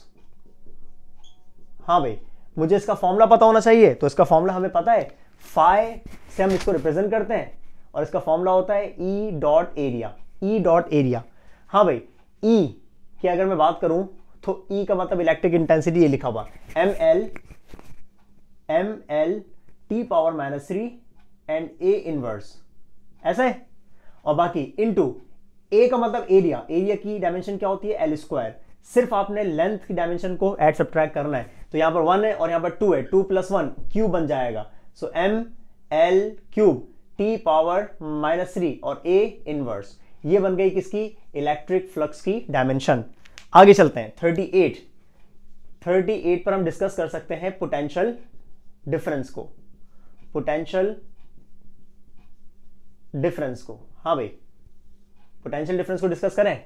पोटेंशियल डिफरेंस का फॉर्मूला क्या होता है, capital V for potential difference, work per unit charge. ऐसा है, तो भाई वर्क का यूनिट जूल था, और जिसका यूनिट जूल होता है मैंने आपको कहा था उसकी डायमेंशन क्या होती है, ml² and t power -2 upon में चार्ज है। चार्ज की क्या लिखी हुई है, a into T. A for area नहीं है बल्कि करंट की डायमेंशन है, एम्पेयर। इसको सॉल्व कर लेते हैं। पोटेंशियल डिफरेंस V की डायमेंशन क्या बनेगी, t नीचे पॉजिटिव है ऊपर जाके नेगेटिव हो जाएगा, तो -2 -1 कितने, -3। तो ml² एंड t पावर -3, बाकी a को शिफ्ट कर दो ऊपर तो ये हो जाएगा a इनवर्स। ये बन गई पोटेंशियल डिफरेंस की। अब आप नोट करो, इस डायमेंशन में और इस डायमेंशन में सिर्फ एक मामूली सा फर्क है, इधर l पर स्क्वायर है और यहां पर l पर स्क्वायर नहीं है, बाकी हर चीज सेम है, बाकी हर चीज सेम है। ये हमारे पास है पोटेंशियल डिफरेंस की डायमेंशन। हाँ भाई, इसके बाद हम किसको डिस्कस कर सकते हैं, हाँ इसके बाद हम डिस्कस कर सकते हैं 39 पर रेजिस्टेंस को, इलेक्ट्रिकल रेजिस्टेंस को, है ना। अगर हम इलेक्ट्रिकल रेजिस्टेंस की बात करें तो रेजिस्टेंस का फॉर्मूला हम लोगों ने क्या पढ़ा हुआ है ओम्स लॉ के अंदर, V over capital I, V over capital I, potential difference divided by current, है ना।